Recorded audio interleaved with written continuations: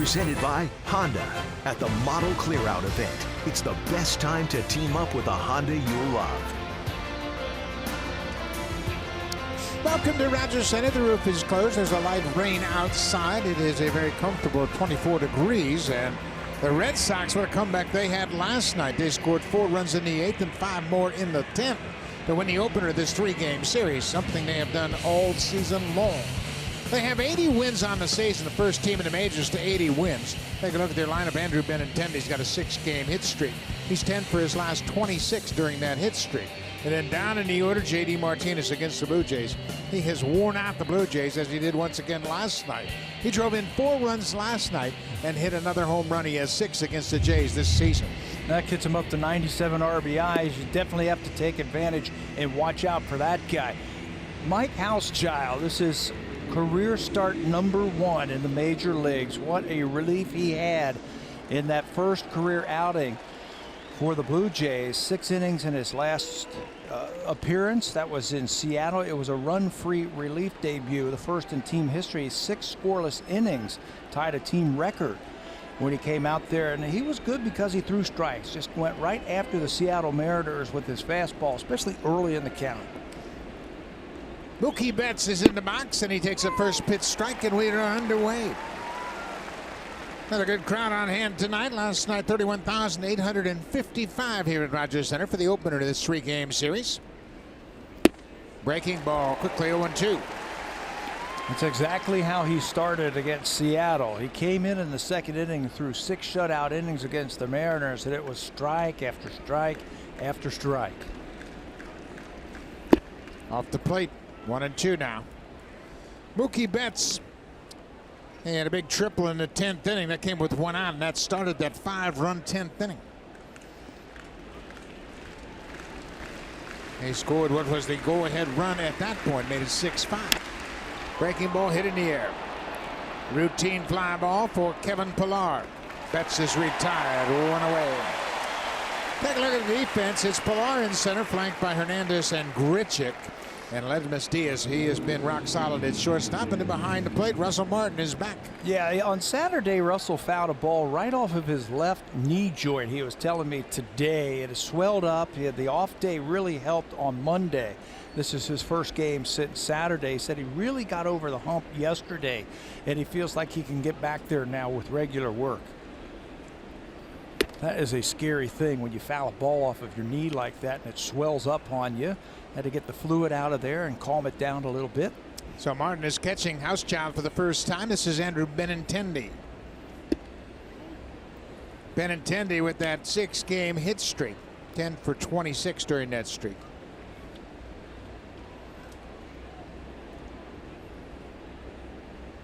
Two-0 pitch. Breaking ball on the corner for a strike. I thought Benintendi had a couple of big at-bats in last night's game when they were scoring their runs in the 8th and 10th inning. He had a single before the 3-run home run by J.D. Martinez and then walked before the Moreland home run. Benintendi reached on an error in the 4th and scored the first Red Sox run. And made it a 2-1 game at that time. Goes for that outside pitch and fouls it out of play. Housechild, his first big league start. He last started in AAA. He made 19 starts for the Fresno Ball Club in the Astros system. And Benintendi draws another walk. Well, let's take a look at what he will throw. Mike Housechild is a big guy, and he's a strike thrower, but it's basically fastball, just 90 miles an hour with a little bit of arm side run. A slider that he'll throw 27% of the time, a changeup and a splitter. He doesn't throw a curveball. It's slider, splitter. Those are his 2 out pitches. It's where he got most of his strikeouts in that last relief appearance. Mitch Moreland, he ambushed a fastball in the 10th inning at a 3-run home run on the first pitch. Breaking ball off the plate outside. One thing you don't want to do when you're facing a veteran team like the Red Sox for the first time is show them a lot of pitches. Be as economical as possible. And I thought Marcus Stroman did a good job of that last night. So did Luke Maile, who caught Stroman. It was like fastball early on. Here it is. I'm going to just pound that strike zone and get ahead. Try to put him on a defensive. It's a good change up there. But you're right. You just can't keep throwing him sliders and showing him everything. I think you have to be very aggressive early in the count. Hauschild, that's the grip he uses to throw his changeup.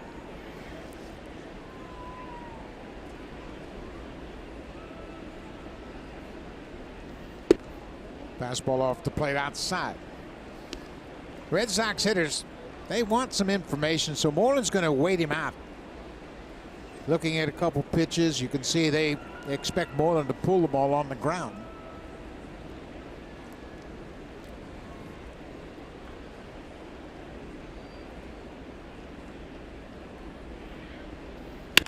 There's a ball on the ground. This should be two. Solarte to Diaz, back to first. It is a double play.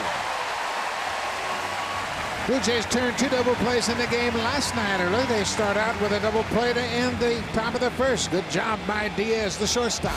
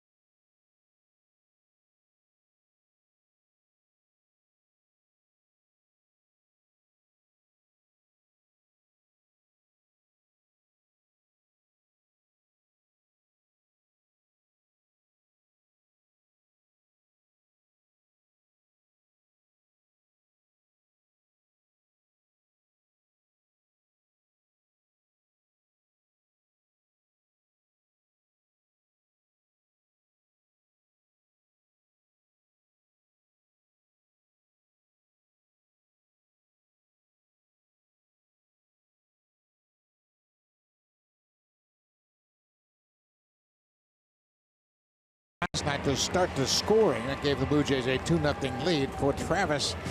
That was his 8th home run of the season. Let's take a look at the rest of the Blue Jays lineup. Randall Grichuk back to the top of the order.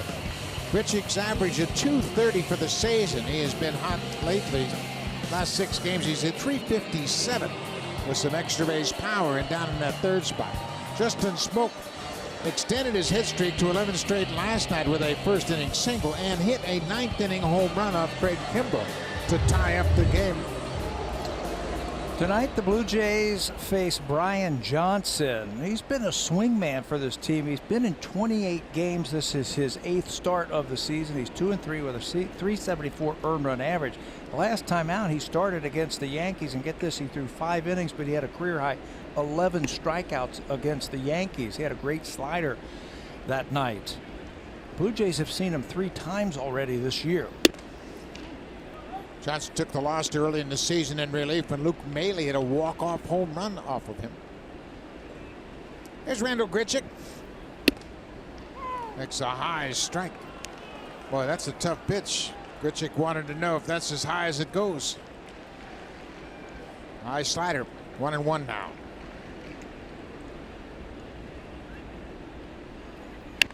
Breaking ball cued off the end of the bat. Johnson will flip the first one away. Well, not only can the Red Sox hit, they can catch it. And they can really catch it in the outfield. Benintendi, Bradley Jr. and Betts and behind the plate. They've got a rock-solid defender. Yeah, very underrated catcher in Sandy Leone, and all he does is just catch winning ball games. In his last 25 starts, the Red Sox are 24-1. Overall, he's caught 57 games this year, and the team is 43-14. Very underrated behind the plate. Devin Travis, he goes after the first pitch, hits it in the air. Jackie Bradley Jr. A couple of steps to his right, 2 up, 2 down early.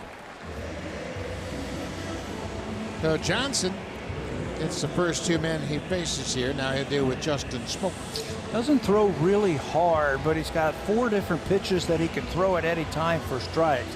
He's pitched out of the bullpen for this team. He's made some starts.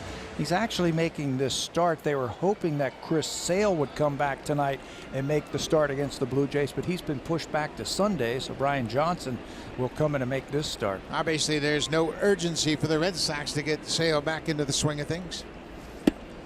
Dustin Smoke, big night last night, couple of hits. That hit streak is the second longest active hit streak. He and Lourdes Gurriel, who is currently on the deal, both have an 11-game hit streak.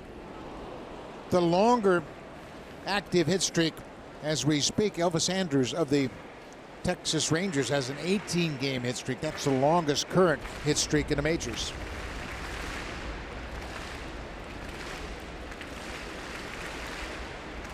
Smokey has a home run against Brian Johnson. Breaking ball in the dirt.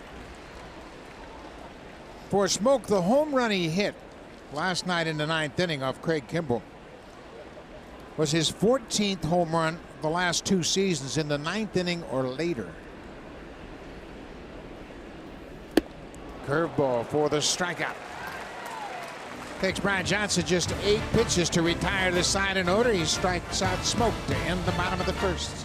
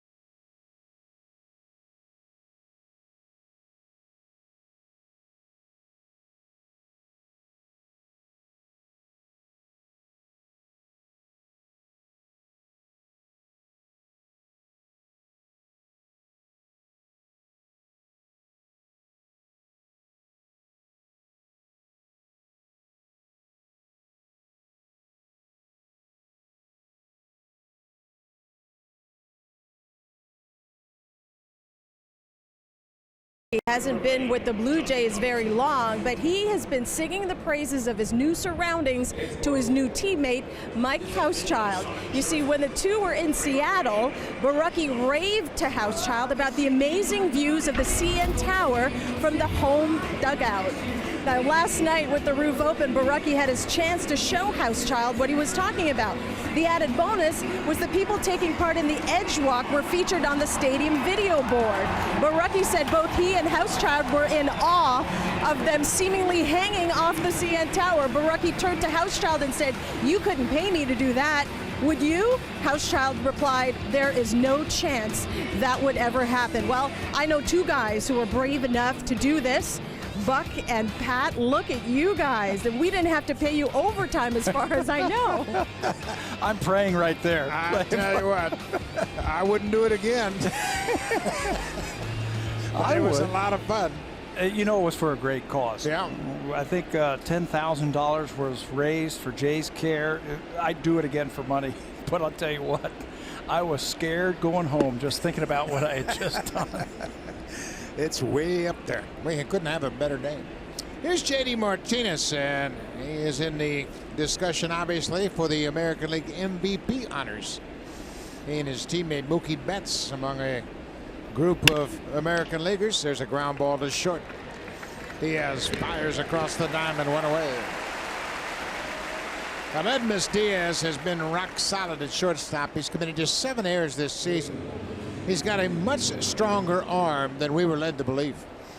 He can really throw it across the diamond. He can throw it from the hole. He can throw it from up the middle. He might not be flashy. He might not have the range of a Lindor, but boy, he makes all the plays. Isn't that what you want from your shortstop? Just go out there day in and day out and just make the routine play. Just, you know, if it's hit on the ground, it's supposed to be an out, make it an out. And he has done that. I remember seeing his arm for the first time in spring training, and I was like, We kept hearing about his bat, and that's what everybody kept talking about. But watching him play shortstop, it's been a pleasant surprise.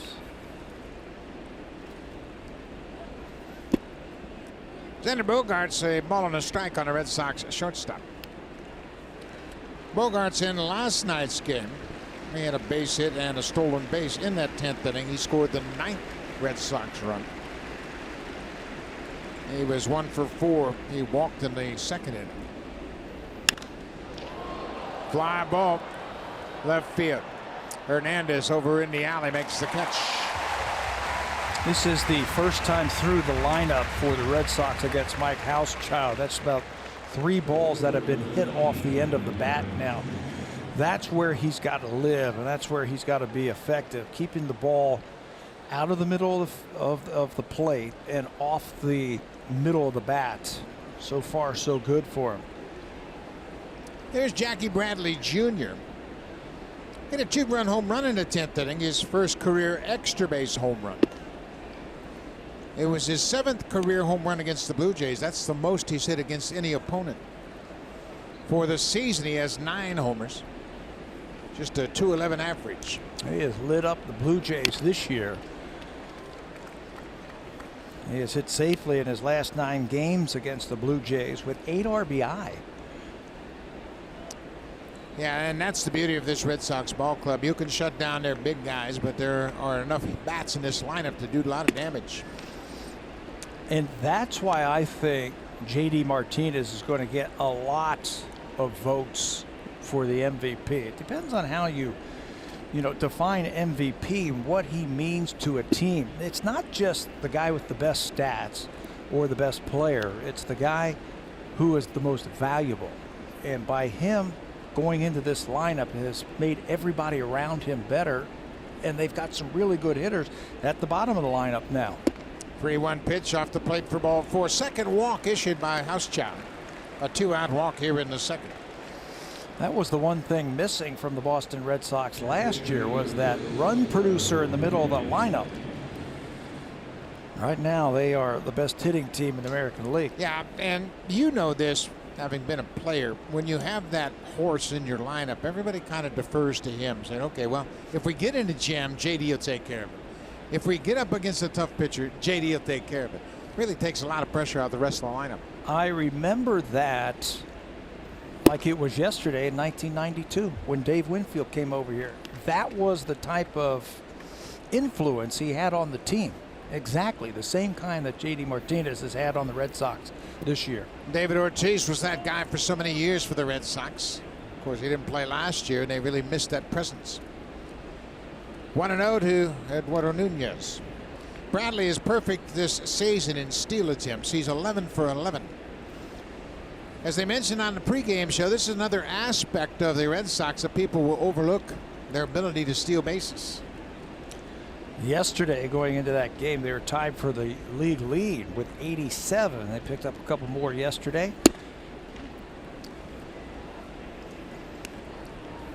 The analytical world discounts the value of a stolen base, but having been a former catcher, I can tell you it's a distraction. It's a distraction for the pitcher, the catcher, and the middle infielders. Everybody's got to keep an eye on Jackie Bradley Jr. Not running here. Off-speed pitch. Nunez was fooled. He was not going to give in to him there. 2-0. Threw him the breaking ball to get back into the count.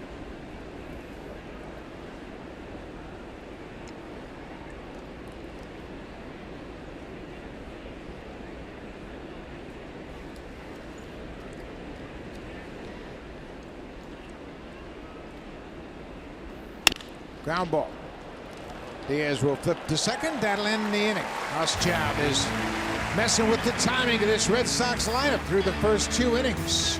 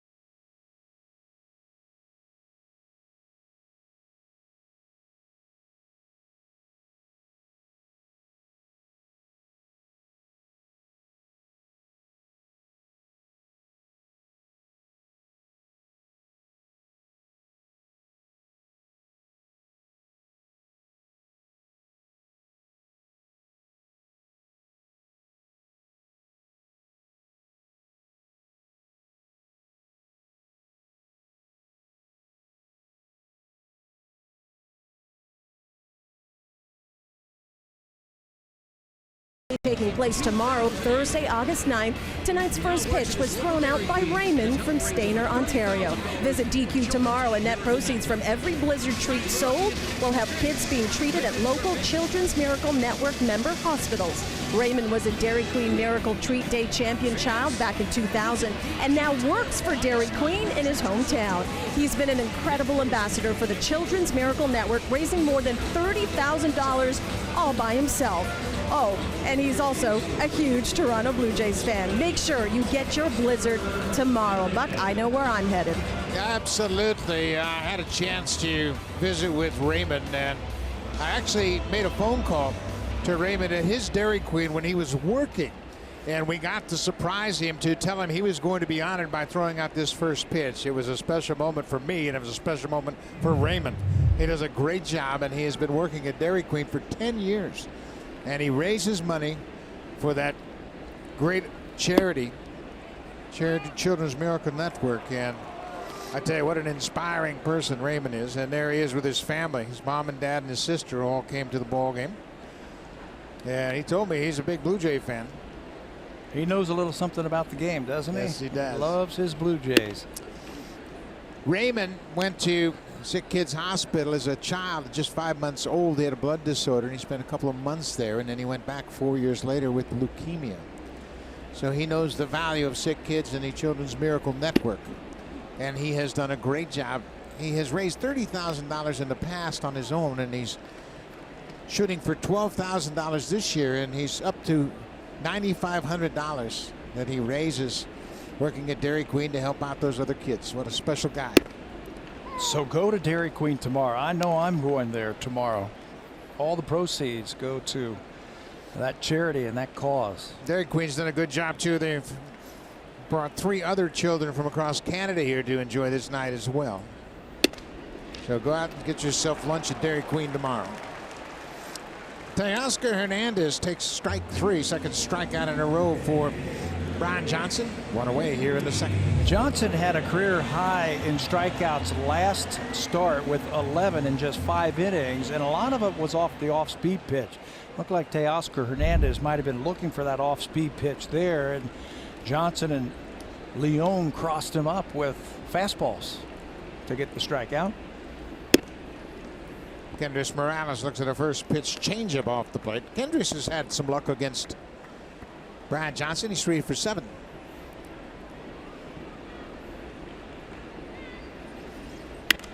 High breaking ball. Boy, he got away with one there. Morales pops it up. Betts makes the catch. 2 outs. Sometimes you make mistakes and they don't hurt. You could see Kendrys shaking his head. He saw that one out of his hand all the way, and the timing just messed him up. He was out front just a little bit. You'll probably remember that pitch the next time he comes up to the plate. Yeah, I used to love it after a game when I caught a pitcher and he'd go into the post-game media session and say, yeah, I only made a couple of mistakes tonight. Not from my vantage point, right? You only had a couple of mistakes hit. And Elvis Solarte goes after that first pitch breaking ball and pulls it foul. And Elvis had a pretty good game last night. He had a couple of walks and 2 base hits. He scored a pair of runs and drove one in. 17 home runs. He's 1 behind Justin Smoke for the team lead. He got a good pitch to hit and fouled it back.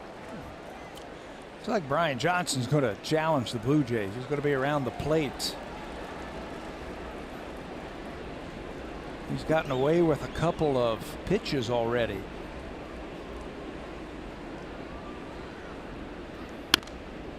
You know, that's what I would like to point out to young pitchers and show them this inning right here. I mean, look at those pitches that are in the plate. He's throwing strikes. He doesn't have overpowering stuff, and Solarte's fouled them back. They're not going to hit every strike you throw.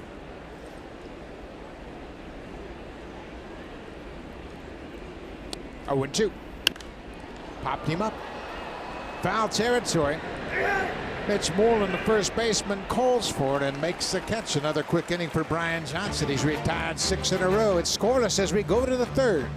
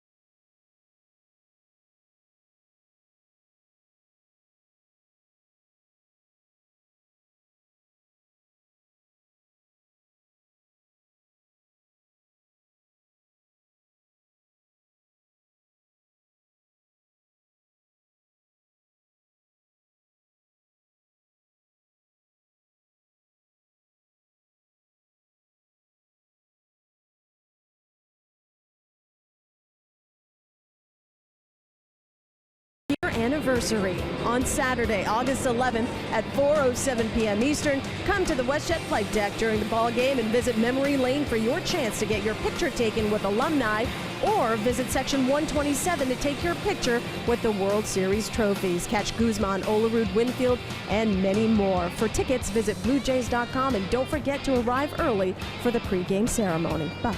Should be a great event, and there are already some of those alumni in town. I want to get an early start on it, and it's going to be a great time to see some old friends, and we hear that John Olerud is coming as well. That'll be terrific. I don't remember the last time I saw John Olerud, probably in New York with the Mets.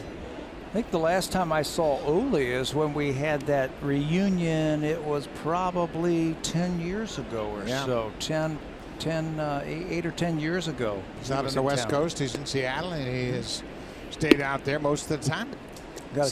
Rafael Devers, the hitter. Got a chance to visit with some of those alumni last night. Pat Henkin and Ed Sprague. Got to share a few laughs. It was awesome with those two guys. They're like frickin' frack, and they had a good time, and we had a good time listening to them. Devers takes this strike. It's 3-1. Rafael Devers fresh off the disabled list. Young third baseman has had a terrific impact on this ball club. 13 home runs, 34 RBIs. There's strike 2. Lots of power. He only played in one rehab game. That was Monday before he came here. He went down to short single A Lowell, hit a home run, drove in a couple of runs, and then came here on Tuesday and then activated on Wednesday. When he hit his 25th career home run, he passed the late Bobby Doerr for the third most home runs by a Red Sox hitter before his 22nd birthday. Little looper that's going to drop. Kevin Pillar has it on a bounce. Devers is headed for second, and he'll get there with a hard slide. Devers back in the lineup, delivers immediately. A leadoff double here in the third. Shows you how strong he is. He got beat by that little pitch on the inside part of the plate, but he just muscled the ball into right center field. Watch the ball cut just a little bit and get in on his hands, and he just pushes it off of him. And there's the great base runner. He notices how that ball's going to bounce high, so he turns it into a double. Sandy Leon, the catcher, takes the first pitch breaking ball for a strike. Leon had a one-out double off Ryan Tepper in the 8th inning. That was part of that 4-run 8th inning where the Red Sox took the lead. Coming into this game, the Red Sox were the only team in the American League with at least 600 runs scored and at least 1,000 hits. This is a dangerous team from top to bottom. 0-2. Martin's throw to second is in the dirt. Diaz had to come in front of the bag and make a play on it.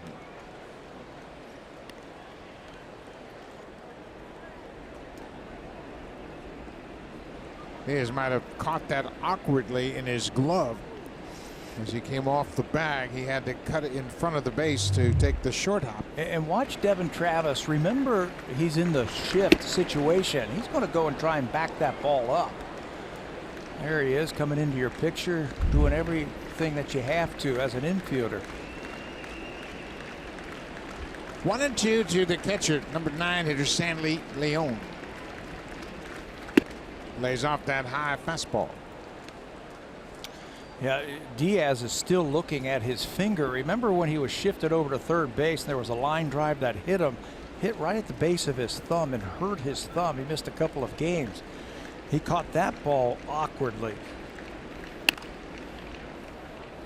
Leon is jammed and fouls it off. Yeah, Diaz is still feeling the effects of catching that ball.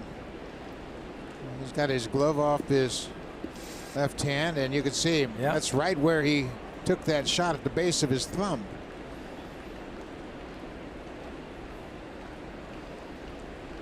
Two and two to Leon. Now it's a full count. Mookie Betts waits on deck.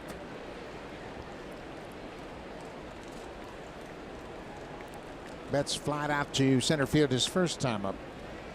Devers with a leadoff double, the first hit of the ball game.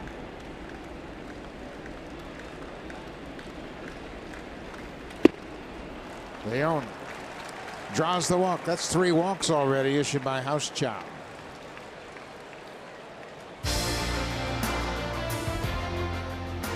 The 2018 Civic Type R, like no Honda you've ever seen. That is inside the brand new Sportsnet Grill. It is right here at Rogers Center, and they have a great menu and a lot of sports events on all the TV. So when you're down here, come down early, stay late. Visit Sportsnet Grill. Watch the game. They've got great food there. Great service from everybody working in the grill. Mookie Betts. That hit him. Like I got him on the left hand. And he appears to be okay. He bailed out in a hurry. A couple of things happened on that. It was a breaking ball from Hauschild. The second thing, it looked like Mookie took his hand off of the bat, and that allowed, when he got hit, to have a little give on that hand. That's going to bring Pete Walker out to talk about it. One more look at it. Breaking ball. Tries to back off, and you can see the left hand disengages from the bat, and that's what gets hit. But there's a little give. If that's on the bat, that smashes it up against the bat. Fork ball, off-speed pitch. And it looks like Mookie's going to be okay. Look at right on the back of the hand. And obviously, anytime a hitter gets hit on the hand, there's so many bones. Tom Goodwin, the first base coach, probably sees some marks of the seam on the back of that hand. So short visit by the pitching coach, Pete Walker. Double walk, now hit batter, loaded bases for Andrew Benintendi.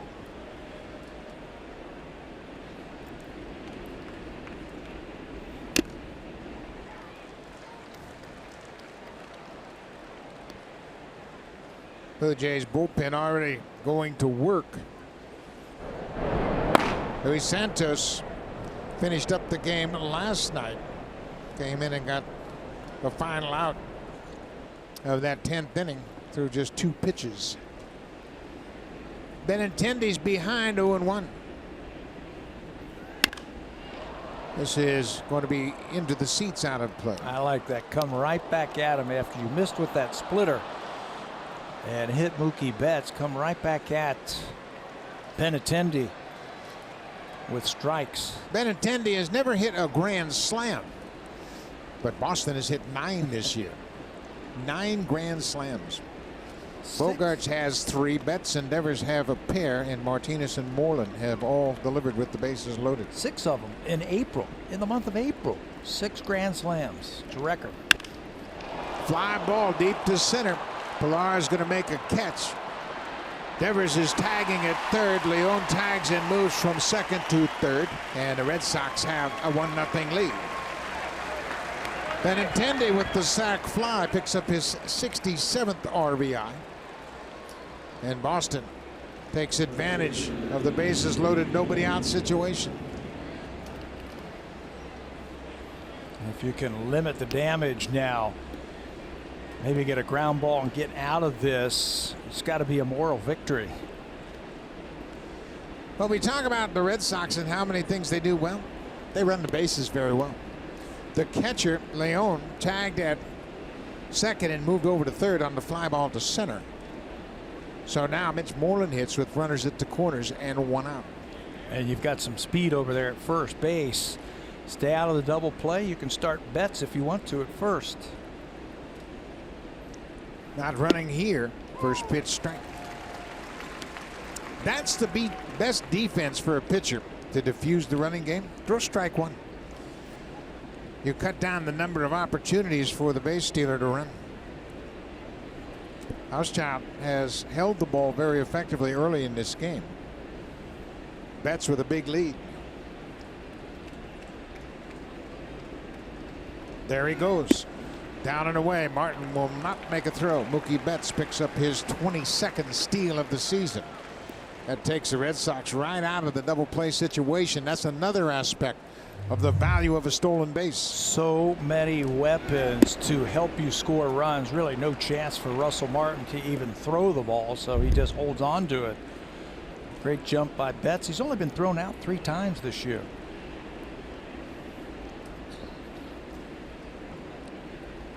One and one to Moreland. Fly ball deep to center field. Pilar's watching this one off the wall. Leon's in to score. Here comes Betts right behind him, and Mitch Moreland makes it a 3-run Boston inning. Moreland, a 2-run double. That gives him 57 RBIs for the season. Very underrated player for the Boston Red Sox. Alex Cora has put him into the number 3 hole right in front of J.D. Martinez to do this. Off-speed pitch hangs out over the plate, and Moreland hits it off the center field wall. Another extra base hit for the Red Sox. 2 more runs. They scored 4 in the 8th, 5 in the 10th, and they've got 3 now here in the 3rd. J.D. Martinez grounded out to shortstop on a breaking ball, his first time up. Fastball away for ball 1. So their last 6 innings, 12 runs. It's the best hitting team in baseball right now.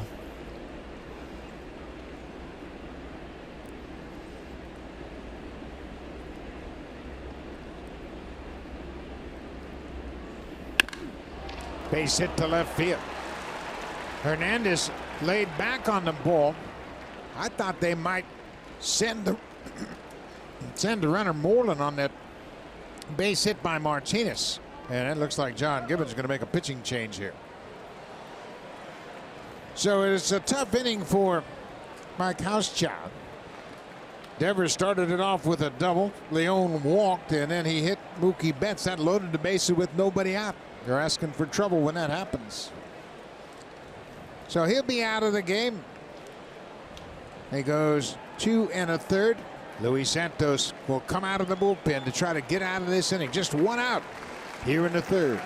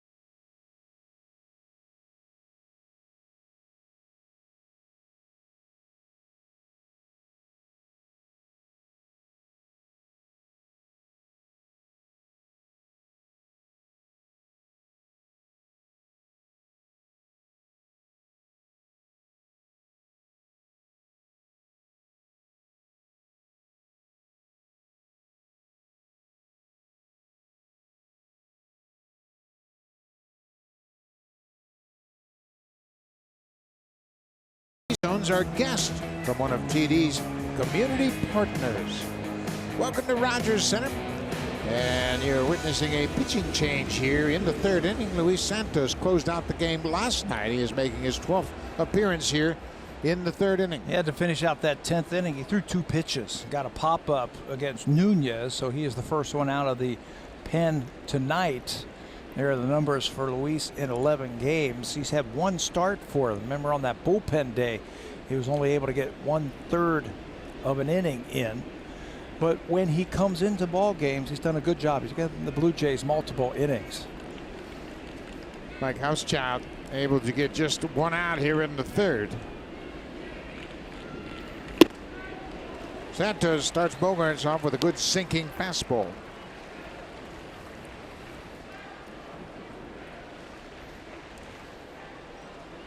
Xander Bogaerts hitting behind J.D. Martinez. He certainly gets overlooked in this lineup. There's so many good players. Bogaerts has 65 RBIs and he barely gets a notice. Fly ball to right. This should score a run. Moreland's tagging at third. Grichuk makes the catch. Here's the throw, and it'll score another run. Moreland comes in. Bogaerts with the sac fly. Remember what I was saying how J.D. Martinez makes everybody around him better? Well, I think that's a classic example of it right there. Xander Bogaerts. Last year, he only drove in 62 runs. Played 148 games, had almost 600 at-bats, only had 62 RBIs. That was his 66th. You've got somebody like Martinez making everybody better around you, your numbers are going to go up. Well, when J.D. Martinez is getting extra base hits, he's pushing runners to third base. Gives you those opportunities to drive in runs. Jackie Bradley Jr. goes after the first pitch. He walked in his first at bat. 4-0 Boston.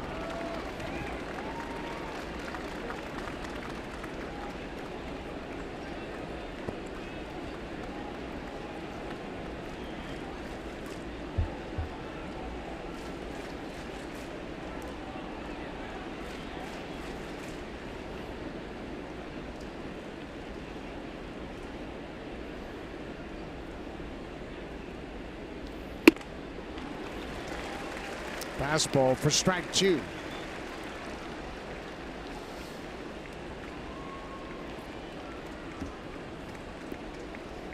Couple of good innings for Mike Housechild, and then the double and then the walk to Leone, I think, really set everything up for the Red Sox here in this inning against Housechild. You just can't give them those extra bases or extra base runners and then turn that lineup over. It's just too good. Down the left field line, Oscar Hernandez, and that was a poor attempt. I don't know if he didn't see it or not, but it hit with plenty of room to spare in foul territory, just like he gave up on it. Ball's got to be caught. That's a fly ball that stays in. It was high enough that that ball has got to be caught by somebody. Hernandez had his best opportunity. Look, he's just kind of jogging at it. Maybe he thought it was going to be out of play. And then he looks at Diaz, but that's the left fielder's ball. Yeah, all the way. He's coming in. Diaz is going out. And the outfielder's got to take charge there and make that play. Yeah, that's the outfielder's ball. It's a much easier play for him coming in than it is for the shortstop going out. So Jackie Bradley Jr. has another life. 0-2. This is popped out of play.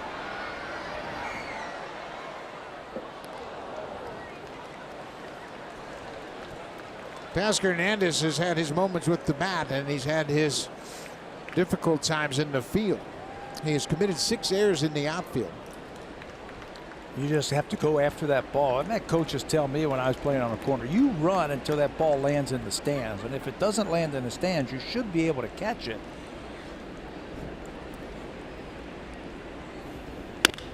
Off the end of the bat. Slow grounder to second. Bradley's retired, but the Red Sox break out. They score 4 runs in their half of the third. Mitch Moreland had a 3-run home run last night in the 10th. He's got a 2-run double here in the third. Boston up by 4.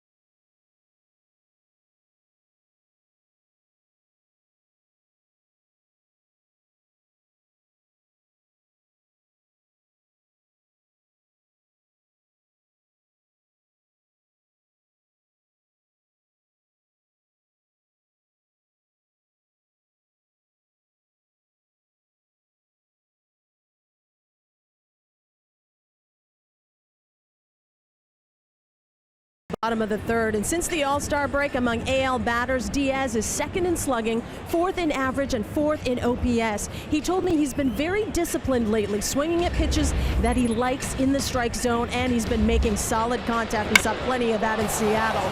When you get to a new league, he told me the first half of the season you're facing pitchers you haven't seen before and constantly making adjustments. Now he's feeling more comfortable, not just with the opposing pitchers, but with his teammates. As for his approach to the final month and a half of the season, Diaz said he's going to go out there, try, play hard. We know whoever produces will get the playing time. Bucky said you do everything you can to still help the team win, and when you do that, the personal stats take care of themselves. Yeah, they sure will, and he got off to a rough start. He had 205 in the month of April. Then he really started to come around in May, and he was injured. He tripped over the bag in Tampa Bay and had to go on a DL. But he's come around now. 14 home runs, just 3 off his career high. That was in his rookie season playing for the Cardinals. Russ Martin leading things off. Blue Jays got some work to do. They trail by 4. Russell had a good road trip with the bat. Got his average up to 197. He was in a deep hole. Yeah, his at-bats have been better. Always a patient hitter. And I think the biggest thing that you see is when he gets his pitch, right now he's not missing it. He's hitting it on a line. A lot of balls hit hard to left center field. So Benintendi, the left fielder, has closed off that gap. It looks like they are giving him the whole left field line. Look at Benintendi, the left fielder. Yeah, he is in the power alley in left center. So if Russell can get anything over Devers' head at third, and go down in the corner, and it should be 2. But that's where he has been hitting the ball, Martin, right where Benintendi's been standing. So the Red Sox have been paying attention to the scouting reports.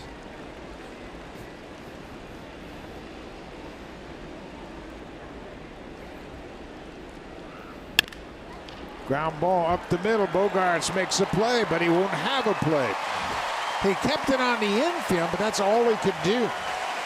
As Martin crosses up the Red Sox shift, he gets the first base hit for the Blue Jays off Brian Johnson. Yeah, they had him in the air, bunching him in the outfield, but on the infield, Bogaerts, the shortstop, was really playing him the pull. You can see Bogaerts there reacting to that ball up the middle. He's not going to be able to make that play and get Russell at first base. But an interesting defensive alignment. Russell Martin crosses him up. Look what Bogaerts did. He flipped that ball back to the second baseman just in case somebody stumbled, but he wanted it out of his glove, and he just flipped it back to his second base partner. Here is Aledmys Diaz. Diaz hit .344 on the road trip, but he had 8 extra base hits. 8 of his 11 hits. He had 3 doubles, 5 home runs. He drove in 7.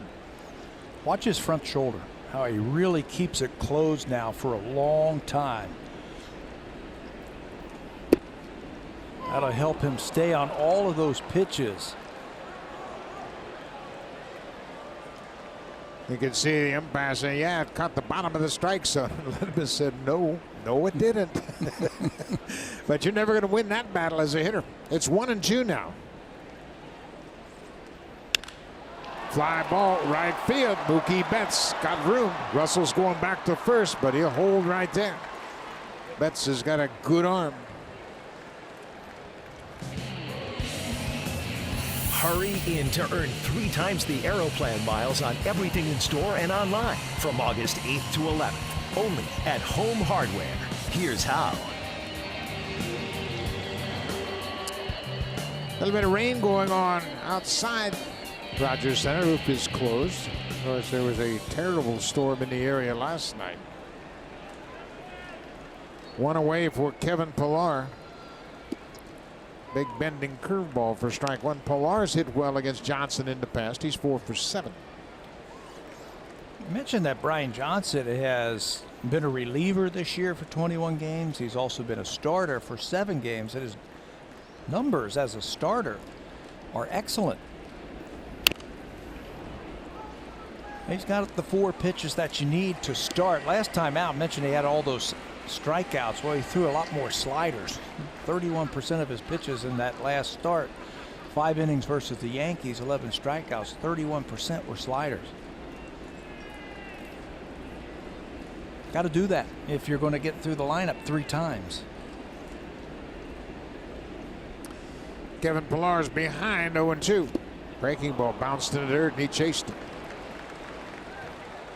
3 strikeouts for Johnson, and he has proven to be a pretty effective starter. Yeah, spot starter because of the injuries that they've had. It's ERA 2.5. That is outstanding. Opponent's batting average of .248. Averaging a strikeout an inning. The team is 5-2. Compare that to a reliever where his ERA is over 5 and opponent's hitting almost 300. He's been a much better starter this year than reliever. This is his 2nd start pitching in Chris Sale's spot. Randall Grichuk, he tapped back to the pitcher's mound his first time up.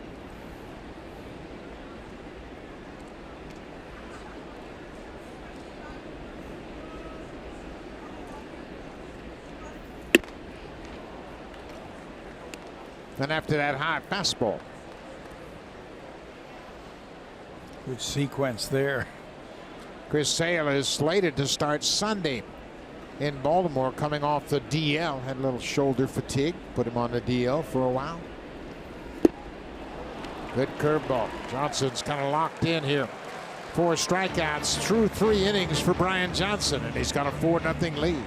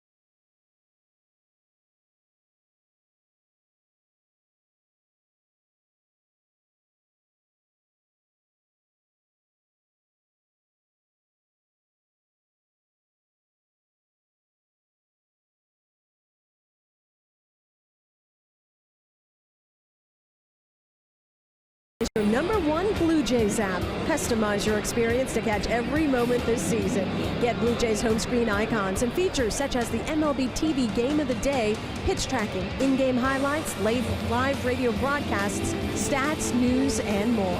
Download MLB At Bat today. If you had MLB at bat, you'd know that the Seattle Mariners lost again to the Texas Rangers this afternoon.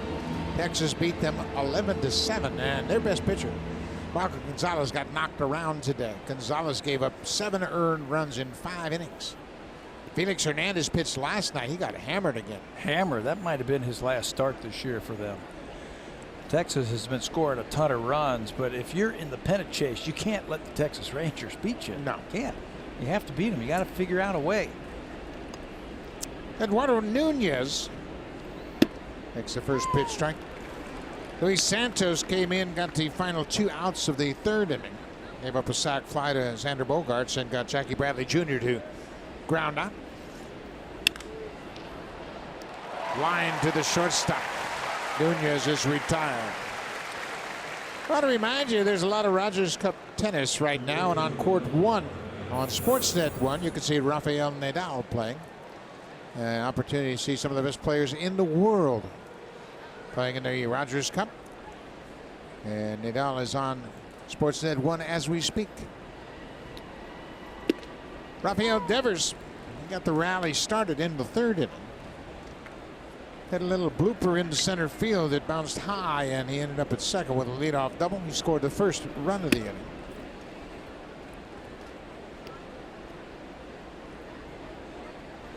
We mentioned his home run note, the third youngest to hit 25 home runs prior to his 22nd birthday. He passed Bobby Doerr, and the others, Tony Conigliaro and Ted. Ted? Ted. Where are all these great young players coming from? I mean, baseball is flush with great young players. Hitters who are doing things that we haven't seen in the game for a long time. Home runs and RBIs and batting average, everything. Yeah, it's very impressive, and Devers is 21 years old. He won't turn 22 until the 24th of October. And then over in the National League, you have Ronald Acuna Jr.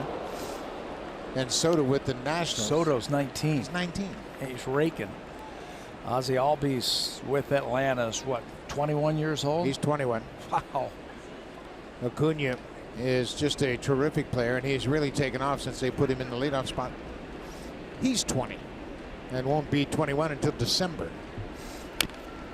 I don't know about you, but I know when I was 19 and 20, I had no chance of trying to hit big league pitching. I was 20 in the majors, and I had no chance.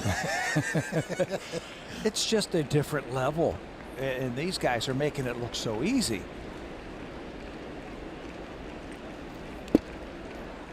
Ball in the dirt. Another walk issued by the Blue Jays. That's 4 walks so far, and that's a chancy proposition facing this Red Sox lineup. Super Slow-Mo Cam. Brought to you by Samsung Galaxy S9 and S9 Plus. The camera reimagined. Available now. Sandy Leon, the catcher. There goes Devers. A hit and run is on the throw from Martin. What a good tag by Diaz. Oh, man. Now, that miss Diaz was there on the bag. The throw is to the shortstop side of the bag, and he was able to put the swipe tag on Devers. You want to catch that ball in front of the bag, and then he had to reach back from where he came from. And just watch him. He's going to cover on this. The throw is a little bit towards the shortstop side, but he just sweeps it, and he's able to get the out. Remember, he had that problem on his thumb on that pickoff attempt. He picks it, goes and swipes it. It looked like he got him before he got to the bag. For Martin, that's the 9th base stealer he has caught this season. There's another strike. 0-2.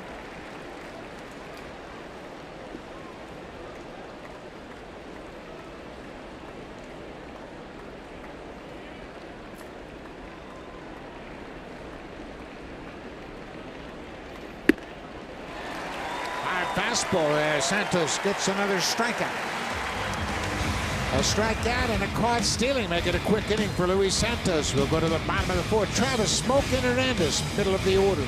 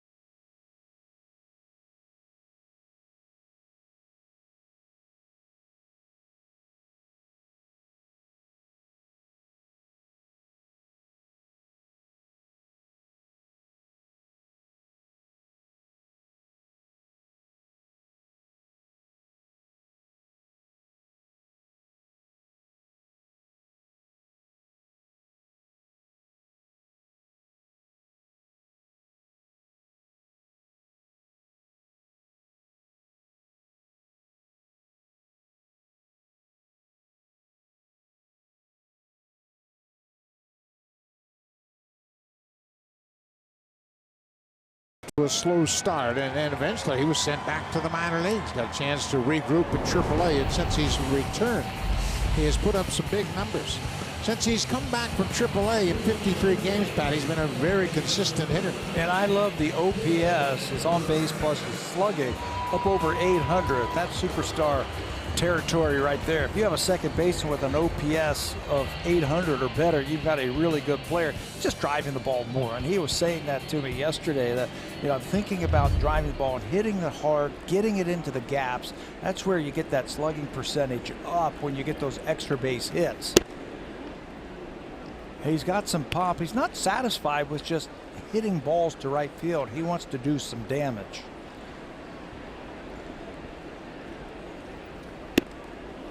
Breaking ball away for ball 2. Here's a count that he can do some damage in right now against Brian Johnson.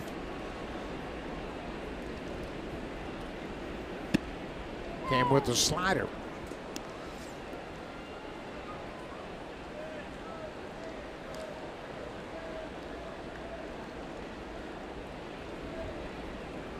Good run against the Red Sox this season. Hits this ball to center field. Jackie Bradley Jr. breaks it down. He waits forward and makes the catch. Justin Smoak homered in the 9th inning, and the first time he's ever hit a 3-0 home run, and it was a big one.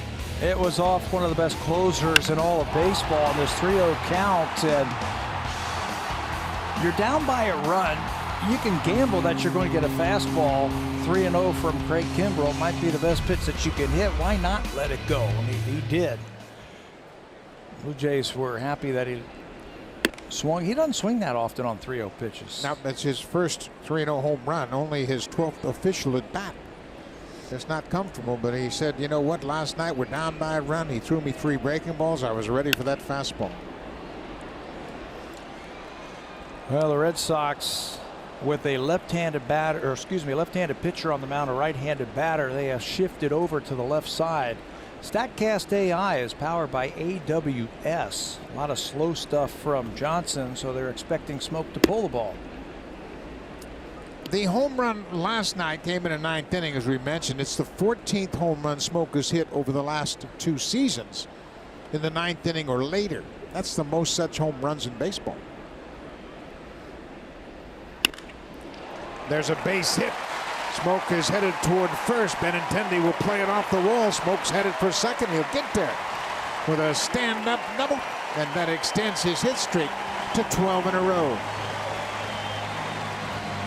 First hit of the night for the Blue Jays. He did get that slow breaking ball. He stayed back on it. First time up, he swung and missed for strike 3. This time stayed back. Good low ball hitting. Well, that's how you cover the plate. Slow breaking ball, keep the hands back, and rip it into left field for extra bases. 30th double of the season for Justin.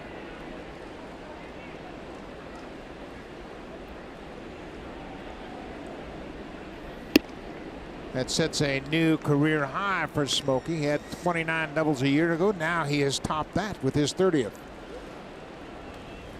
Teoscar Hernandez called out on strikes back into second with Smoak at second. Blue Jays trying to get on the scoreboard here.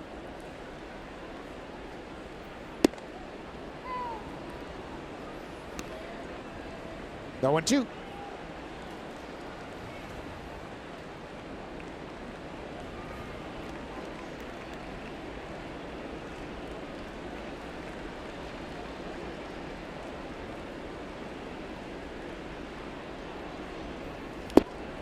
Foul tip held on to by the catcher Leon.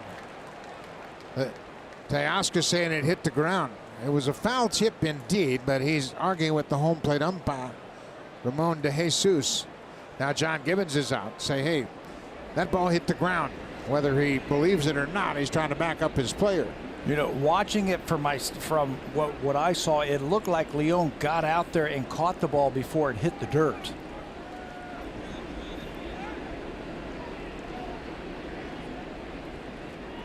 Gabe Morales, the first base umpire, was asked by John Gibbons, you have that ball in the dirt? He said no, so they will both head back to the dugout.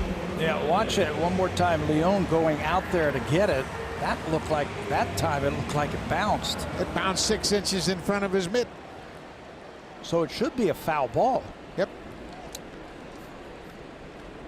And Hernandez immediately said that ball hit the dirt, but Blue Jays didn't get any help. None of the umpires in the field saw the ball hit the dirt.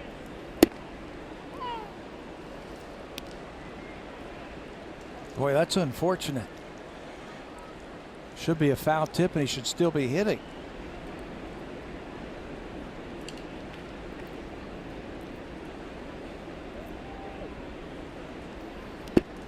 Morales tried to check his swing.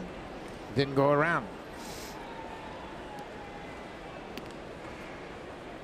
12-game hit streak. That's the second longest hit streak. Only Elvis Andrus of the Rangers has a longer hit streak than Smoke.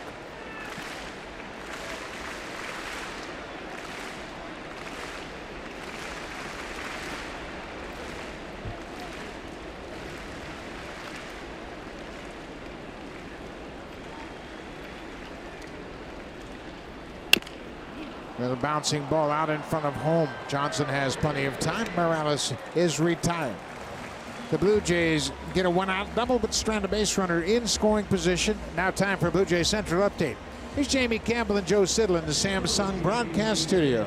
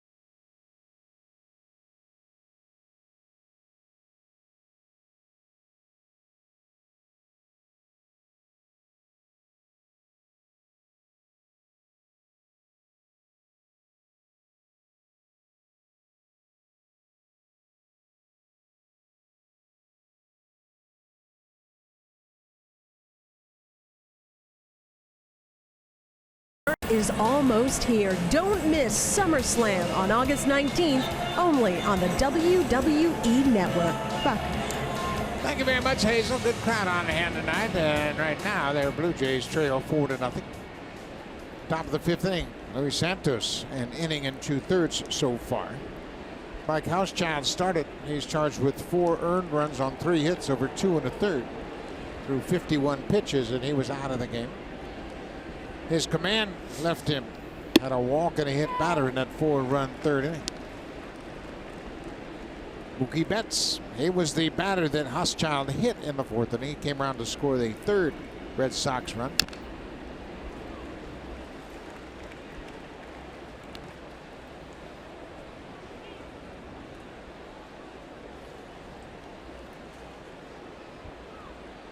Boston, the first team to record 80 wins this season.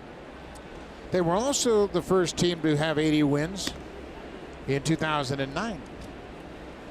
Alex Cora in his first season as the manager. Sure, he inherits a pretty good team, and they added a pretty big bat in J.D. Martinez, but like the guys just said on Blue Jays Central, they're playing a very up-tempo style of baseball. They look like they have fun playing the game, don't they? Well, you know, that style is fun. Everybody's always thinking about what I can do next. How can I help my team win? Can I steal a base? Can I go first to third? Can I cut off that ball in the alley and keep the batter to a single? It's a challenging way to play. And you start sacrificing yourself for the good of the team, and you have fun doing it. You can't wait to get to the ballpark every day.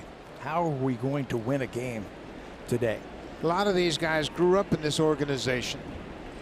Jackie Bradley Jr., Mookie Betts, Rafael Devers, hanging breaking ball is pulled through the left side of the infield.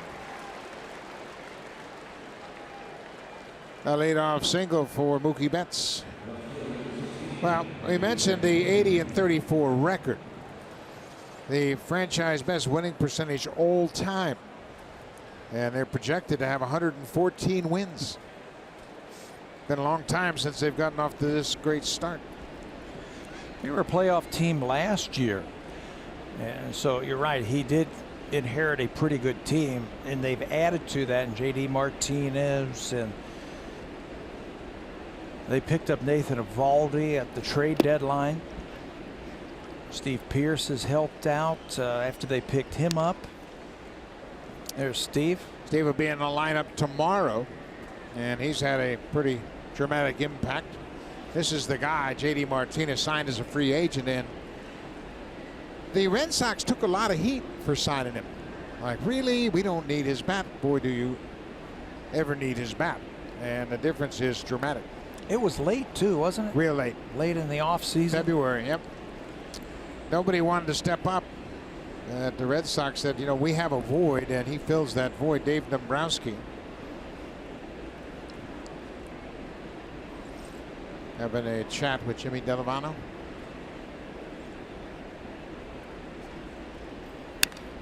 Fouled straight back. It's a ball and a strike to Benintendi. Benintendi has walked and hit a sac fly.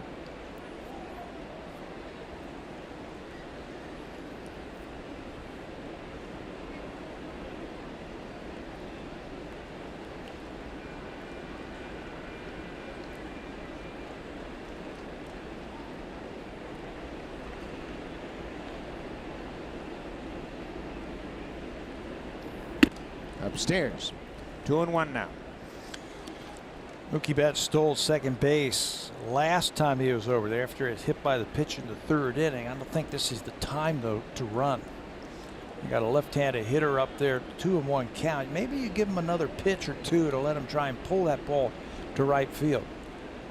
You could gamble and send him if you want. Not running here. But they're waiting for that. Line pass smoke. Betts is around second, headed for third. Benintendi's headed for second. Betts with a big turn at third stops. And Mookie Betts, I think he was running on his own right there around third base. He was looking at the play as he was going into third and decided to hold up. Nobody out. He was being weighed by the third base coach. But a heads-up play. They don't send him. He does hit that hole to the right side. Watch the third base coach, Carlos Febles. He starts to send him, saying, come on. But Mookie Betts, always running with his heads up, looking back to see where the ball was, alertly put the brakes on and stopped at third base. And that's what they're talking about right there. And you're right. Febles waved him on toward home, and Mookie was looking right at the relay and cutoff man. And you know what? That's a prudent stop with nobody out. Second and third, nobody out. Why would you take a chance of getting thrown out? Look where you are in the lineup. You don't want to be running into outs. He's thinking about scoring. Let's isolate on him. You don't need a third base coach except for the ball when it's behind you, but watch how he takes a glance all by himself right before he got to third base to see where that throw was coming. That was a terrific example of Mookie Betts watching the throw before he ever got to third and didn't look for the base. He knew where it was. He was watching the play unfold and stepped on third and was anxious to score.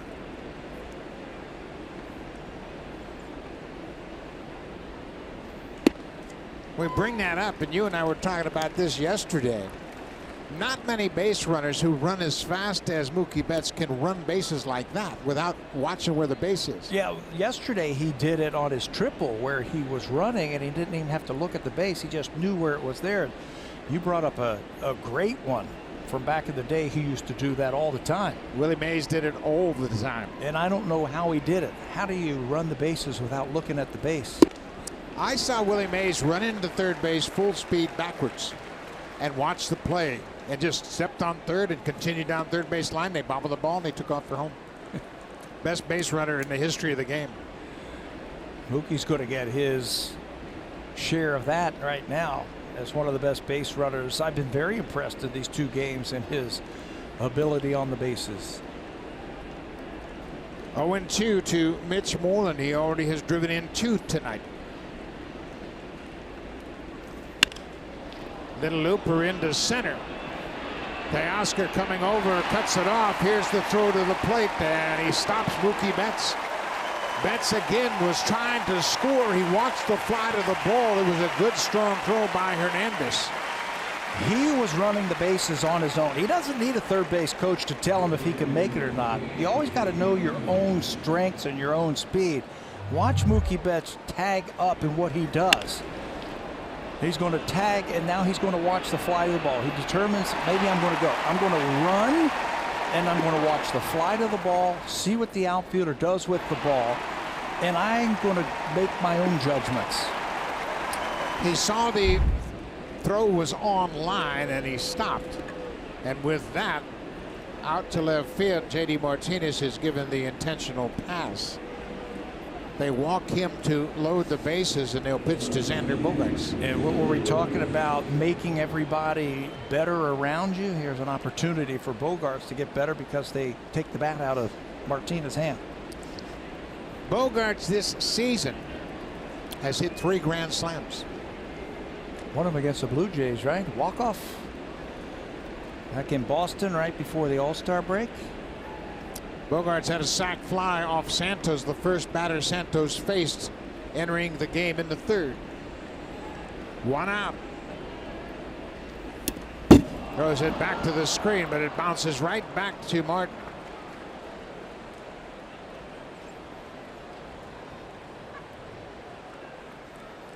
There are no rest stops in this lineup for pitchers. I don't care who you're dealing with, the pressure is on the pitcher, and Santos threw that one all the way back to the backstop. Unfortunately, it bounced right back to Martin. Trying to overthrow that one just a little bit to get ahead.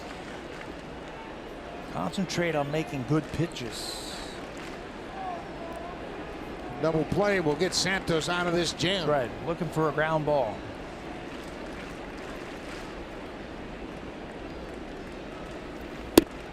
That's a strike. If you make a good pitch, you have to be rewarded. And that was a good pitch. Career numbers for Bogaerts with the bases loaded.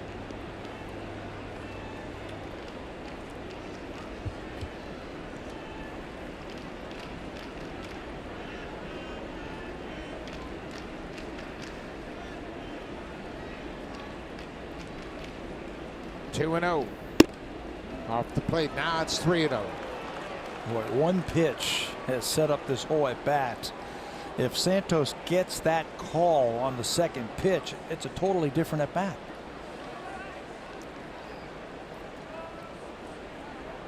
Three 3-0. Boston with a 4-0 lead. Jake Petrichka loosening up for the Jays.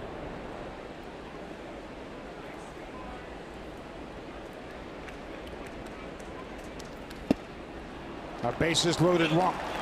Mookie Betts is forced in. It's a 5-0 Red Sox lead.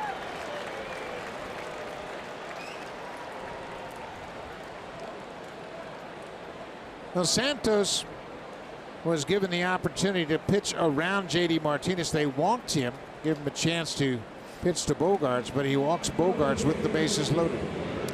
So Jake Petrichka will come on. Bases remain loaded. 1 out. He'll face Jackie Bradley Jr.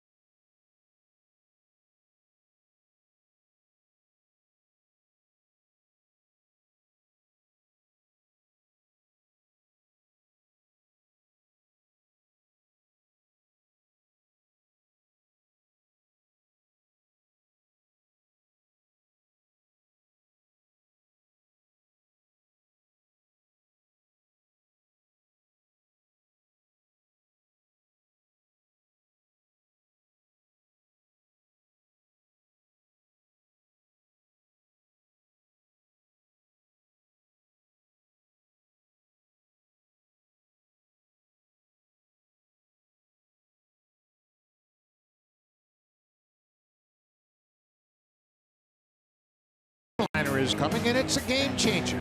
Get ready for a refined travel experience. Visit 787.westjet.com to see the whole story. The WestJet Dreamliner. WestJet flight deck right now anxious for a double play from Jake Petrichka. Get out of this jam. And the way he has been throwing, he can get that ground ball. His fastball's got a lot of movement on it lately over his last 10 games. Covering 11 2/3 innings. He's had 13 strikeouts and a ton of ground balls. First pitch for a ball to Jackie Bradley Jr. A run in for Boston here in the 5th.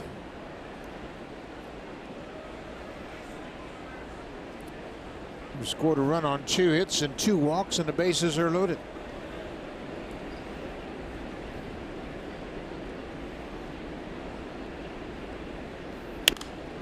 Fouled out of play. Benintendi's at third. J.D. Martinez at second, and Xander Bogaerts, he's at first. He drew the bases loaded walk.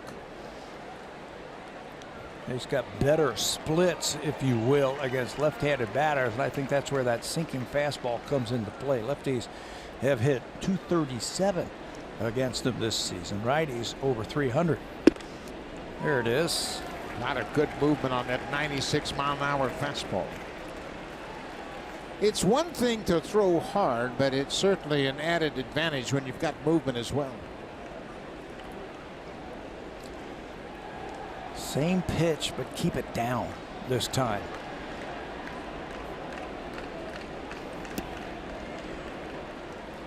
Russell Martin looked like he got fooled on that pitch and was surprised by the movement. It cut inside. Yeah, it looked like his breaking ball, his slider.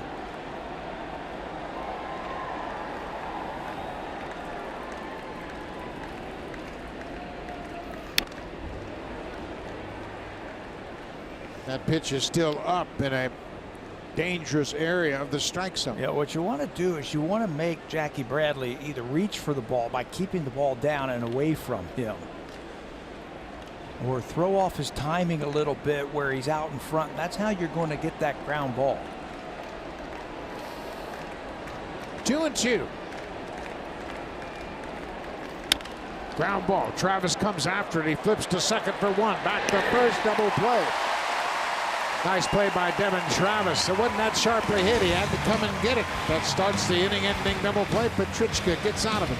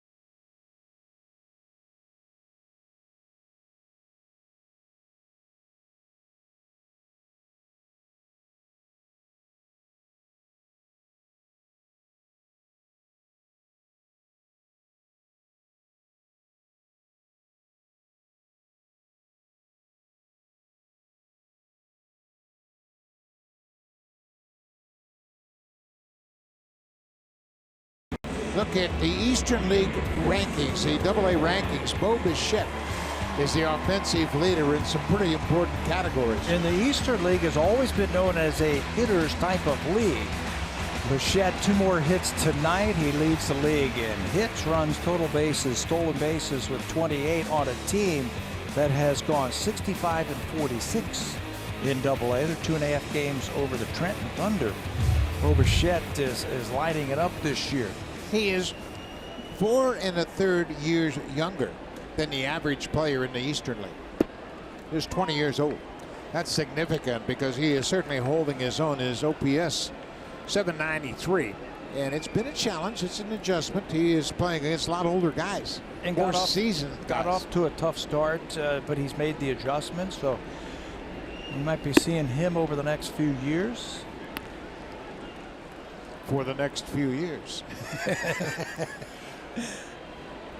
It's still, Double-A is a long way from the major leagues, but if you can succeed and put up big numbers and develop your overall game. Another guy on that team that we haven't talked a lot about is Harold Ramirez. Ramirez is a little bit older. He's 23 years old, but he's hitting .313. He's got 29 doubles and 52 ribbies, and he also has 12 stolen bases. He's the outfielder that came from the Pirates in the Drew Hutchison trade. Kevin Biggio has 23 home runs and 83 RBIs. His OPS is 926. All of that leading the team. Keep developing. Keep getting better. 1-2 to Solarte. Curveball pulled on the ground. That's a fair ball. Devers has it across the diamond, and Solarte is out one away. Let's check in with Jamie Campbell.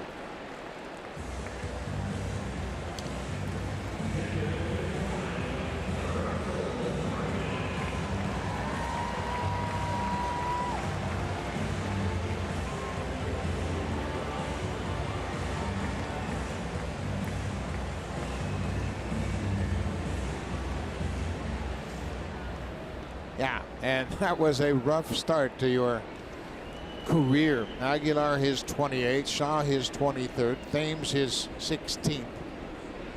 That's a good team. Milwaukee is a very good ball club. We've talked about them a couple of times. Made some very shrewd moves at the trade deadline. They still might get a pitcher before it's all said and done. That was the rumor, that they wanted to pick up another starting pitcher. They still might do that before August is over. Yeah, there's no reason to just close your doors for business.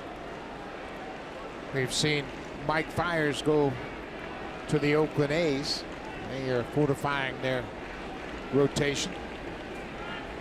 Russ Martin with a 3-0. 3-0 count, ball 4. That's the first walk issued by Johnson. Blue Jays have only had 3 base runners. Martin, Russell, twice he's been aboard. Infield hit and now a walk. Smoke had a double. Only 3 base runners the Blue Jays have had. Then Miss Diaz.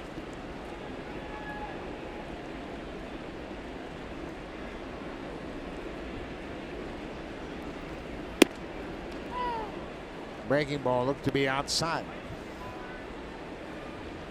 0-1. He has flied out to right field his first time up.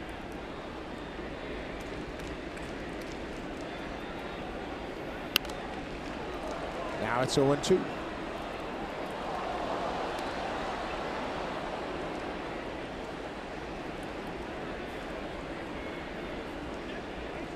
Boy, the Yankees, they have hit the skids. Luis Severino, their ace, has given up 2 runs on 3 hits in 1 inning to the White Sox. Of course, they were swept at the hands of the Red Sox in a 4-game series at Fenway. I saw this note about Gleyber Torres and Miguel Andujar, first pair of Yankee rookies to hit at least 15 home runs in a season.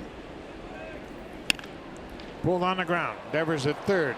Second for 1, and that's all they'll get. That's Martin. It looks like he believes that they were off the bag. He's going to give it up now as they get the force out at second.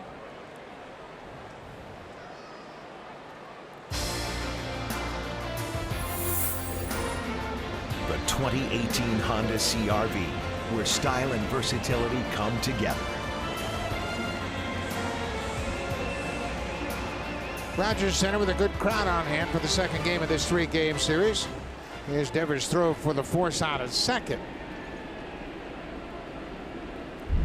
Nunez looked like he kept his toe on the base, but the throw pulled him off the bag. No chance to make a throw to first. No chance really to try to turn that into a double play. So Nunez does the next best thing and gets the force out.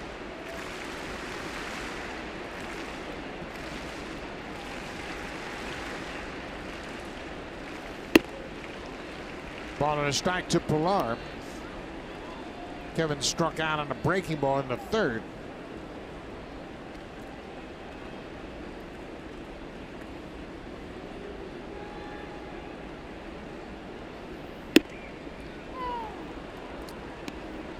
Fastball, strike two.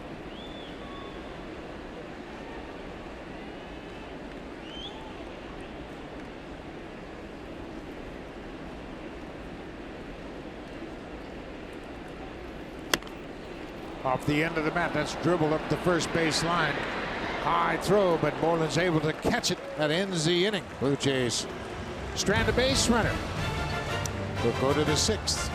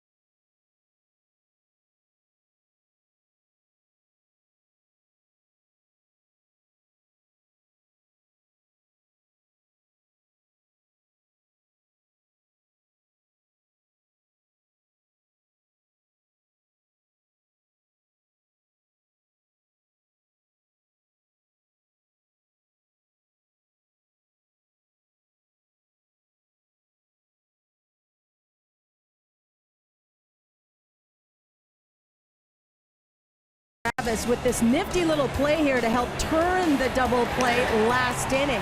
Now, if you remember last night, Travis was tagged with an error in the fourth after misplaying this Andrew Benintendi ground ball that hit his glove and then scoots over about 5 feet to his right. In between innings, we saw bench coach DeMarlo Hale, and he said that he wanted to give Travis a gentle reminder of the fundamentals. There's only two reasons why that ball would roll that far over, he told me. One, Travis didn't squeeze his glove when the ball hit the heel, or he was trying to redirect the ball using an open glove over to his throwing hand. Both scenarios not ideal. The message Hale told me was to catch the ball first, close that glove, and make the out. The expectation, Buck, as a major league player is you make the routine play. Do not stray away from the fundamentals. Fundamentally, you catch everything you get to. And Travis committed that error that led to the only run that Marcus Stroman surrendered. Jake Petrichka got a double play to retire the Red Sox in the top of the fifth. He'll get the bottom third of the Red Sox order. Nunez, Devers, and Leon. 5-0 Boston.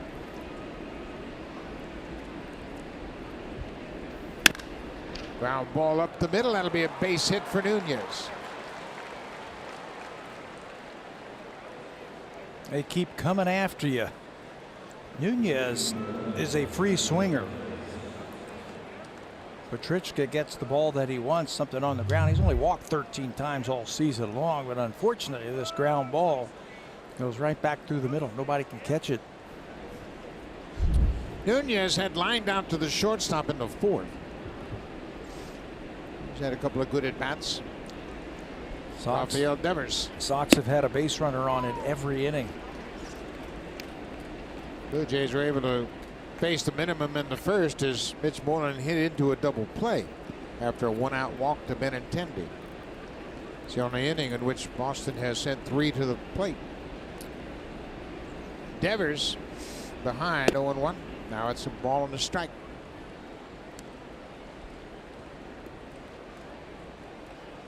Mike Hochschild started, went 2 1/3. Gives up 4 earned runs on 3 hits, walked 3 batters, and hit a batter.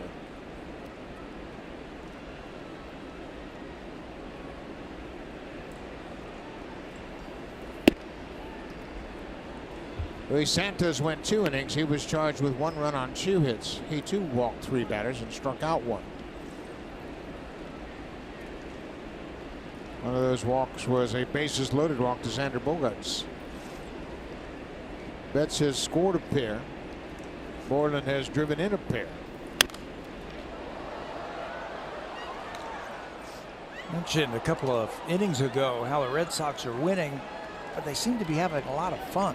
That last shot of their bench, you know, they're laughing, they're having fun, they're working together. When you've got 25 guys pulling on the same rope at the same time, it can be a lot of fun. You get a 9-game lead, everybody can have fun. Fly ball deep to right. This ball's carrying. This ball is gone into the seats in right for Devers, his 14th home run. A very positive return to the active roster. He has doubled and now he's homered. He also walked. He's hitting 8th tonight, and this is going to be home run number 16, RBIs 53 and 54 for Devers. Not bad for a number 8 hitter.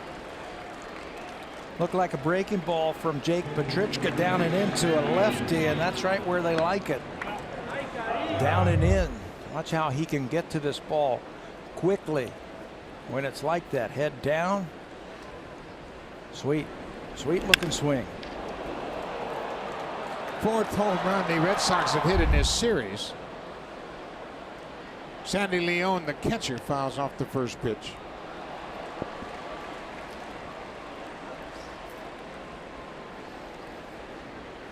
Bottom of the order, they have scored 4 of the 7 runs. Bottom 3rd.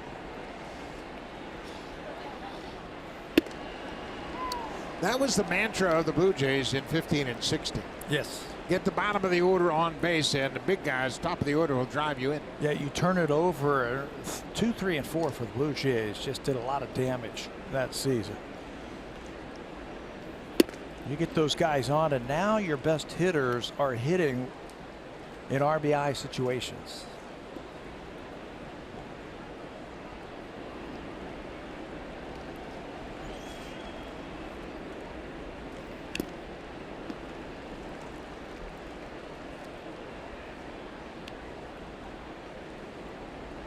One and 2 to the catcher. Leon has walked, scored, and struck out.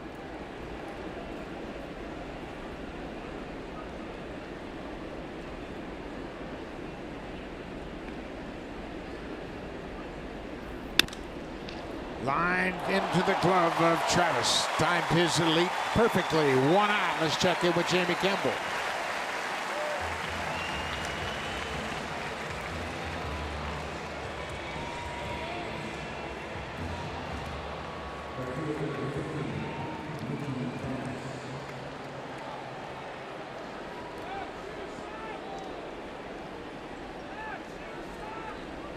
Well, Jamie, I don't know about that. It took him 8 games to hit a home run. Well, they started pitching to him. He walked him 3 times the first game. Yeah, he's a pretty special young player. So they moved him up to AAA, and that's a good move, just to get his feet on the ground in AAA. Mookie Betts, he scored 2 tonight. It's his high fly ball to deep right center. Pilar's on the run. He's calling for it and makes the catch in front of the scoreboard. He called for it early. Recognized he was going to get to it. It was going to stay in the ballpark, and he allowed Grichuk to pull out of the way.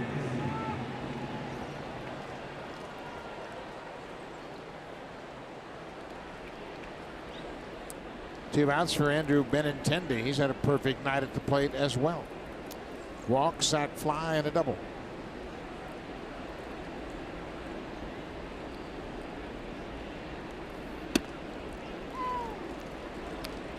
Not too many holes in the lineup for the Red Sox, so you just have to constantly, each pitch, you've got pressure on each one of those pitches, but you got to constantly make pitches.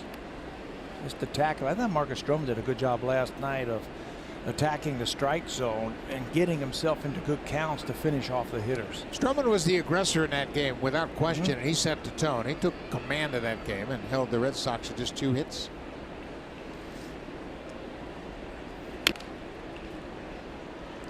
Stroman was really dominant, and he has had starts like that in the past against the Red Sox. He had a nice cutter go on, especially into those right-handers, or excuse me, those lefties. They didn't have a chance. For Marcus, that was his 3rd career game, pitching 7+ innings with 2 or less hits. Driven into center, Pilar going back, and that's over his head. Bounces off the wall, and Benintendi will coast into second with a double. Pilar looked like he had a bead on it, and then the ball kind of took off, went over his head and up against the wall in center. You know, a sign of a good hitter is a guy, it doesn't look like it's strenuous, like he's swinging the bat. It's just free and easy. Watch Benintendi take a nice pass at this. Doesn't overextend, and the ball just takes off of his bat. Free and easy. There's not a lot of extra wasted motion in that swing. He's not gritting his teeth and trying to swing as hard as he can. He's just catching it out in front. Very balanced swing all the way through that bat path. That swing was on plane. Benintendi with 2 doubles tonight. He has 32 on the season. Moreland goes after the first pitch and lines out the left field. Now we'll end the inning, but the Red Sox add to their lead. Nunez with the leadoff single cashed in by Rafael Devers. His 16th home run of the season. 7-0 Boston.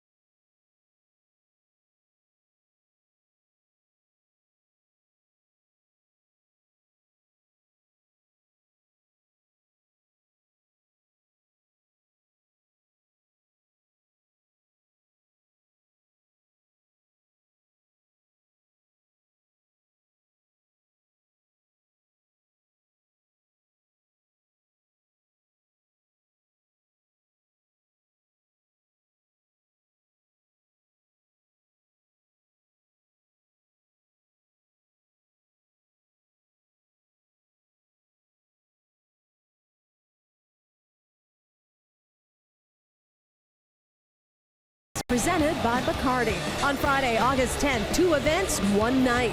Join us pregame for a live performance from the Jim Cuddy Band. The patio opens at 4:30, weather permitting. Get your tickets right now on BlueJays.com.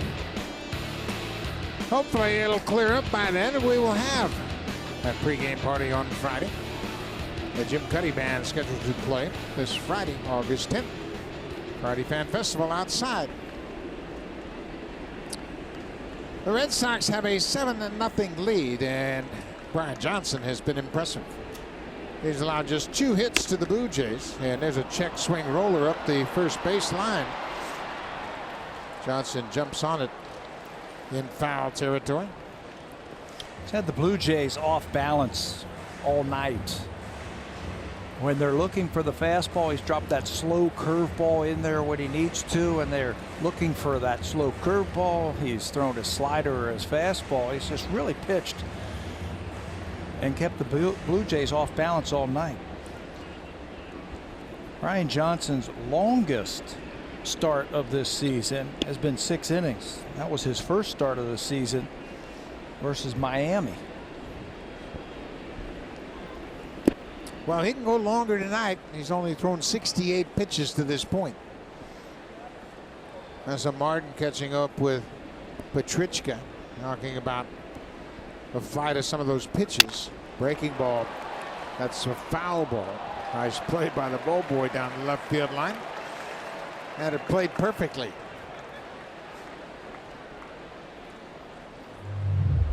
He gets a good jump on this ball. Yeah, and this makes his best Kevin Pillar impression by hauling that line drive in. Yeah, you commit early like that, you better catch it. Everybody's watching.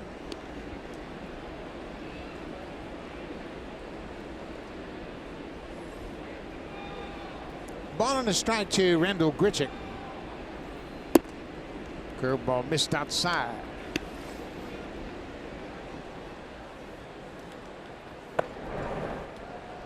Danny Barnes loosening up for the Blue Jays.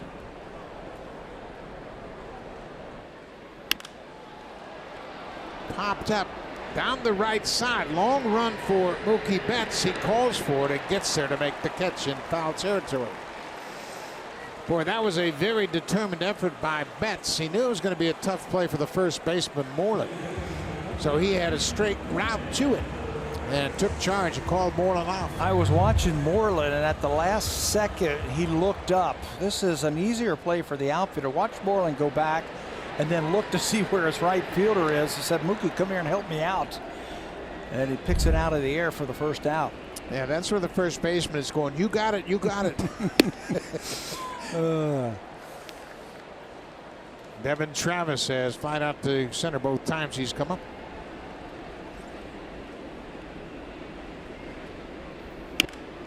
He gets jammed and pops it up behind shortstop. Bogarts goes out, makes an easy play of it.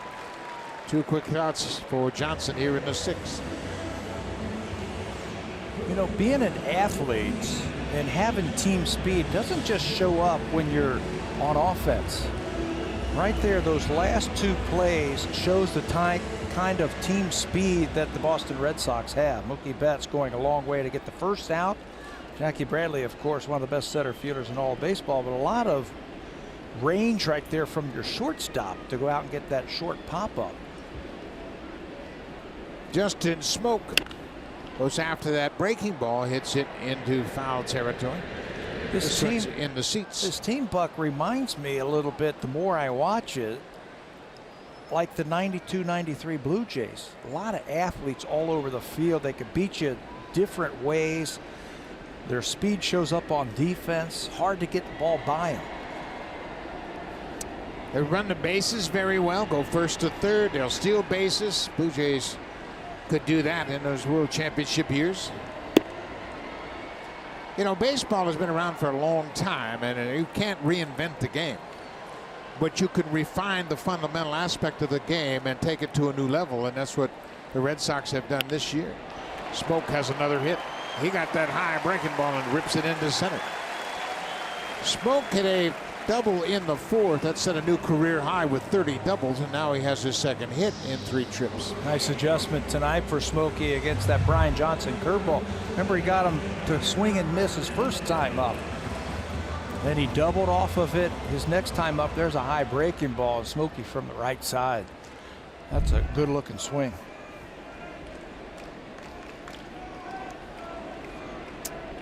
Teoscar Hernandez has struck out both times he's come to the plate. The last time, he kind of got a raw deal. In the 4th inning, he swung at a breaking ball, foul tipped it. The ball actually hit in the dirt, but it was ruled a catch by the home plate umpire, Ramon de Jesus.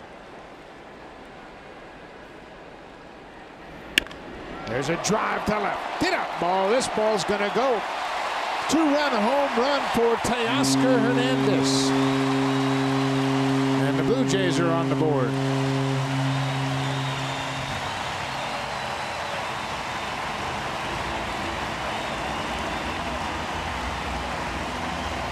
Two quick outs and then single home run. They tried to go fastball in, and that's a mistake against Teoscar Hernandez. The Seattle Mariners found that out when he got him for 4 hits and 3 doubles. They were trying to pitch him in, crowd him with the fastball. That's a mistake.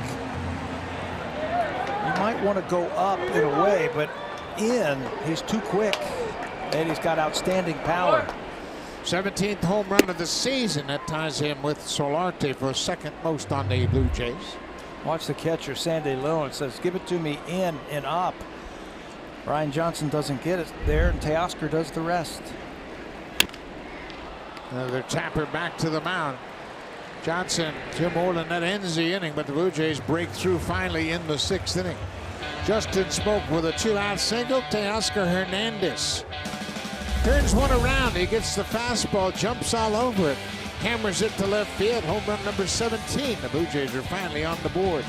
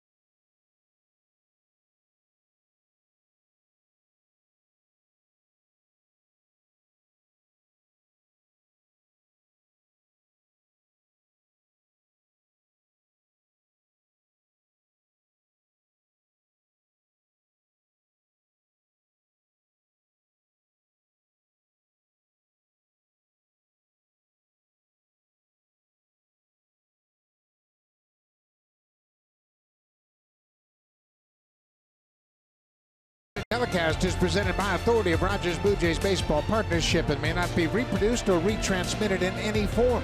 And the accounts and descriptions of this game may not be disseminated without the express written consent of Rogers Blue Jays Baseball Partnership. Raymond got to throw out the first pitch. It's acknowledging tomorrow being the Miracle Treat Day for Dairy Queen. So go out and have lunch at Dairy Queen. All the proceeds go to help the Children's Miracle Network.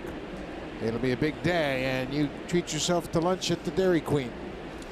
Danny Barnes will take over. He'll be the third relief pitcher of the night for the Blue Jays. Danny did not pitch in that last series in Seattle. Spent almost 2 months on the disabled list with left knee tendonitis. Pitched in Oakland on August the 1st, his first action since June the 21st. J.D. Martinez cuts on that fastball and fouls it into the mid of Russell Martin. Martinez is 1 for 2. He had a single in the 3rd. He was given the intentional walk in the 5th. That loaded the bases in that 5th inning. Xander Bogaerts would then draw a bases loaded walk to force in a run. That's a fair ball. Inside the bag at 3rd, down the left field line, hits up against the wall, and J.D. Martinez is jogging into 2nd with his 30th double of the season. Another 2-hit game for Martinez. Getting closer and closer to Triple Crown territory. Came into this game at 328. Betts was leading at 341. He already leads the league in home runs and RBIs. Solarte, I'm not sure he didn't see it or what, but he never moved on this ball right over the bag for extra bases. Yeah, that was clearly a fair ball. It looked like it was going to hook, but it took an unusual bounce and bounced right over the base at 3rd.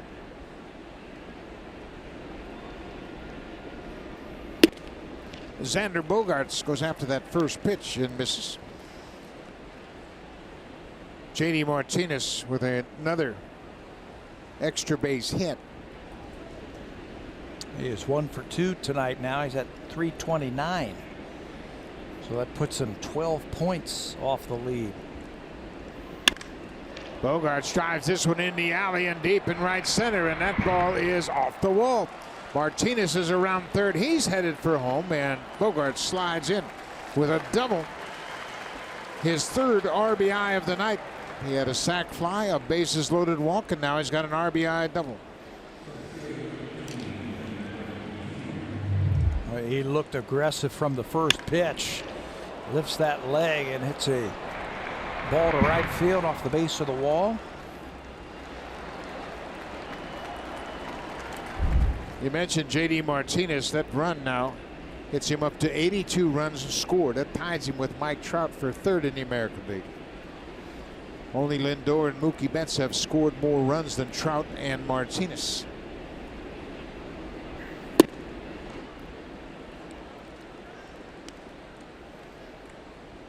Mentioned the multi-hit game for J.D. Martinez. He now has 45. That ties him with Francisco Lindor for the league lead.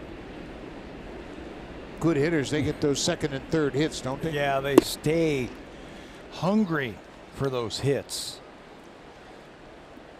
Martinez leads the American League in total bases, home runs, RBIs, and he's third in hitting. You know, you get that first hit, then you got to stay hungry, get that second, then you really want to have a good game, get that third. The good hitters just they have that burning desire to just keep hitting and putting up big numbers. I was reading a quote that Mookie Betts had about those two, he and Martinez, and the rest of the Boston Red Sox. Says we don't give away at bats. We make every at bat count. And he's right. Tim Hires talking with Betts. He's in his first season as the hitting coach of this Boston Red Sox team. He's a former Blue Jay farmhand. Spent his last couple of seasons working for the Dodgers as their assistant hitting coach. Bradley strikes out. Let's check in again with Jamie Campbell.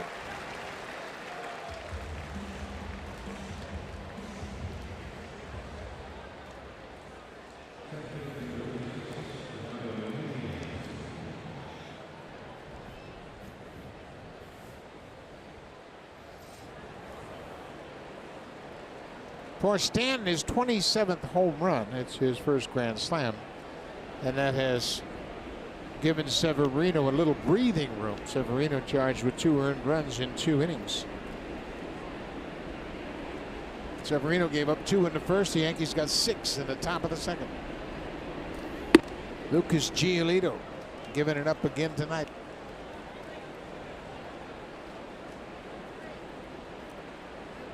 Eduardo Nunez, he's been a big part of this ball club with Dustin Pedroia on the shelf and unlikely to play again this year. You can put him anywhere on the field and he's going to give you good at bats. It's this ball high and deep to right. Grichuk on the run, and that ball slices into the seats. Yeah, his best position is hitter. Yeah. He can hit. And he will always give you a good at bat. Doesn't mean he can't catch the ball. He can do that too. But you can put him at short and put him at third, second base. Remember, the Boston Red Sox are missing Ian Kinsler also. They just traded for him right before the deadline.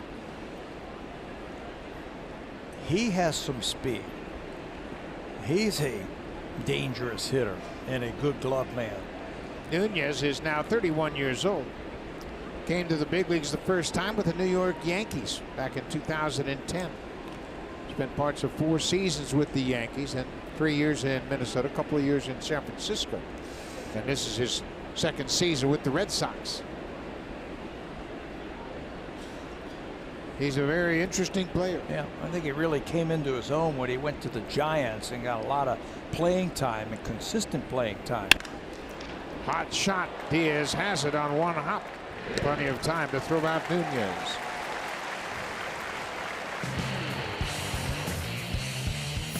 This 4K broadcast is brought to you by the Samsung QLED TV. See nothing else. Fans are making their way around the J Shop here at Rogers Center, picking up some new gifts and getting themselves all decked out.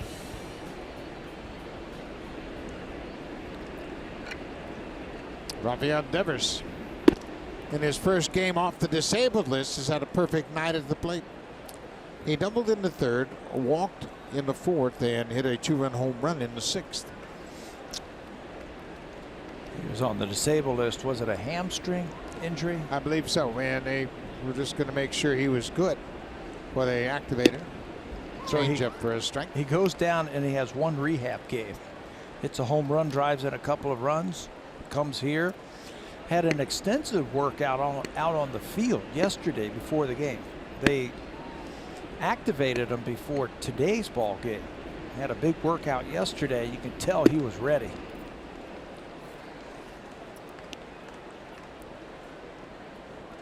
Devers came up last year, got into 58 games, and showed some promise. He hit 10 home runs and drove in 30 runs in just 222 at-bats.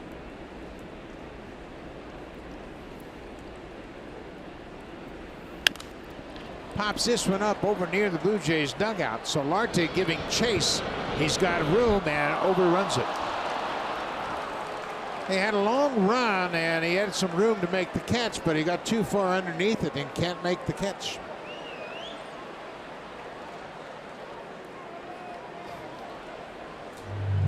And you give a dangerous hitter like Devers an extra swing. Ball goes up. It's got some backspin on it. It's going to come back. Yeah, he just ran too far. The ball over his head, and Devers will have another swing. A couple of those foul balls that have been playable. Blue Jays haven't been able to make plays on them tonight. They have it with Jackie Bradley Jr. early in the game. Down the left field line. It's a slicing ball headed toward the seats and will be out of play. The Red Sox lead it 8-2. They've out-hit the Blue Jays 10-4. Mike Hauschild started. He went 2 in the third. Then Santos Petrichka. And now Danny Barnes. 7 of those hits have been extra base hits. That's what they do. Keep the pressure on you.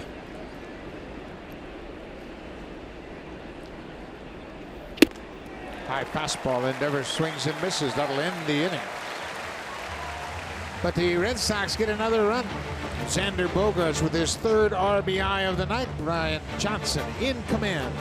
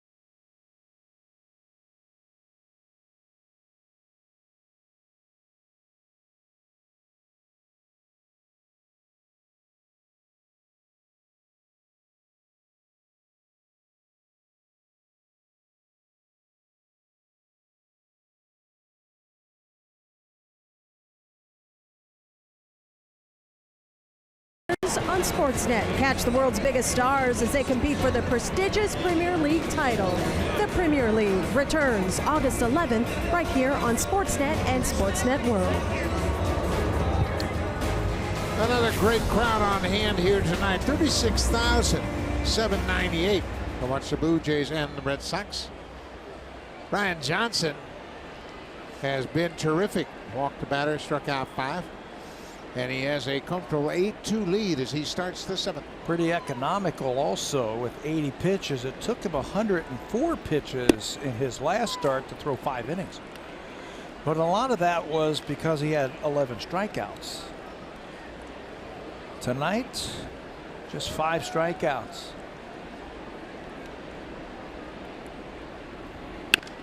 And the curveball hit in the air. Jackie Bradley Jr. breaking it down, makes a running catch. We talk all night long about this great hitting ball club, but you look at what they have done from the starting rotation since the All-Star break. They're leading the pack, ERA under 2. They've only given up 22 earned runs in 108 innings since the All-Star break, and they lead everybody. But Red Sox first place, Astros first place, Indians first place, Diamondbacks first place. Starting pitching. It's not a mystery. Rick Porcello has been throwing the heck out of the ball lately.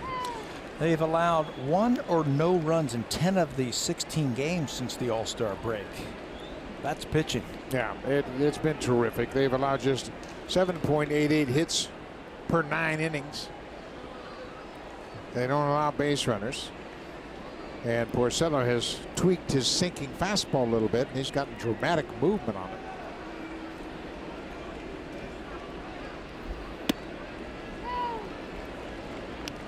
That's a Martin behind 0-2. Russell has one of the 4 Blue Jay hits. Smoke has 2. Teoscar has hit a home run, and Russell Martin's been on base twice with a single and a walk.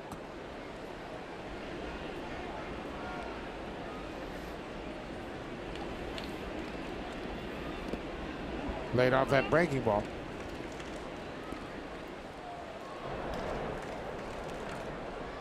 Joe Biagini starting to loosen up once again because the starter, like Heischchild, went just 2 1/3. They have gone deep into their bullpen.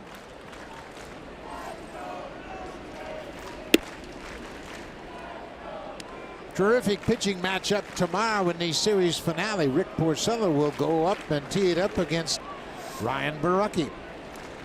Borucki picked up his first big league win last time out, and Borucki has been very impressive. Russell Martin walks for a second time. Johnson 0-2, and he can't find the plate on 4 wide ones, and Russell's been on base all 3 times tonight.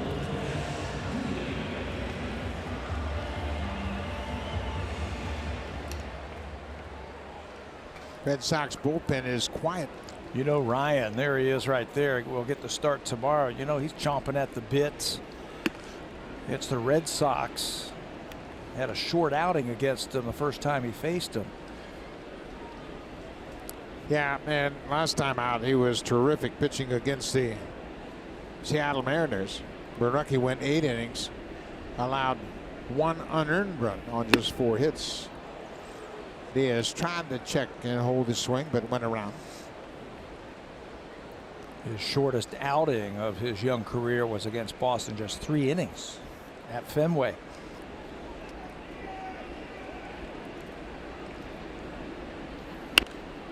That's the only start for Borucki in which he has allowed more than 2 runs. He's held the opponents to 2 runs or less in 6 of his 7 starts. And last time out, he was really impressive. 8 strong innings, and retired the side in order in the 8th. Diaz goes after that big sweeping breaking ball and strikes out. 6th strikeout of the night for Brian Johnson, and it comes off of the curveball. Watch how he pulls that thing down to get the break that he needs. The Super Slow-Mo is brought to you by the Samsung S9 and S9 Plus, the camera reimagined, available now. They are getting contributions from everybody on this 25-man roster. Well, when you have a team like the Red Sox, everybody feels like they've got to step up their game and just contribute. It's such a dominant team that everybody wants to have a little bit of the fun.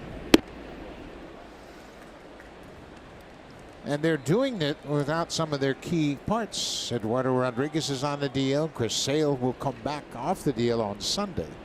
Stephen Wright, the knuckleballer, Dustin Pedroia is out for the season. Ian Kinzer's on the DL with a hamstring.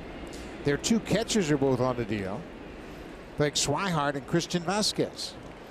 So you can talk all you want to about injuries, but when you have depth, yeah, it doesn't make any difference. That's the key. You got depth, and you got a lot of young players too. They just got Devers back off the disabled list today. He's already made a contribution. Of course, younger players don't have the tendency to get hurt as often.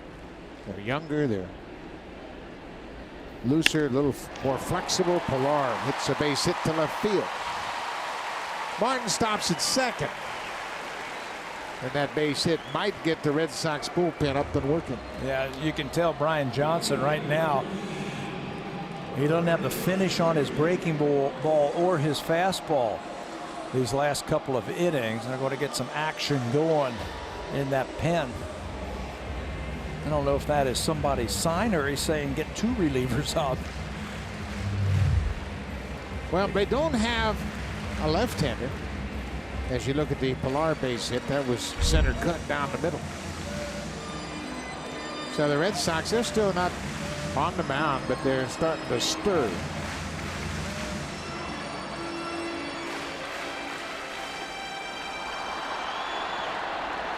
Now somebody has grabbed the glove, and he'll go to the mound to start loosening up. There's a drive. Get out of here, ball. Way back. Randall Grichuk off the facing of the fourth deck. A three-run home run. And all of a sudden, it's a new game.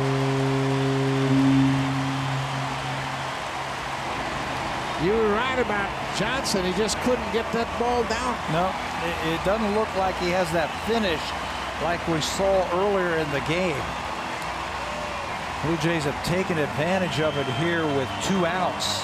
A walk, a single, and a long 3-run home run by Grichuk has got the Blue Jays to within 3 runs. Nobody wants to be a doormat. And that's what the Blue Jays have been so far this season for the Boston Red Sox. They're playing for pride now. Boston has been wearing out the Blue Jays, but what a swing by Randall Grichuk. And watch where this thing lands. Boom.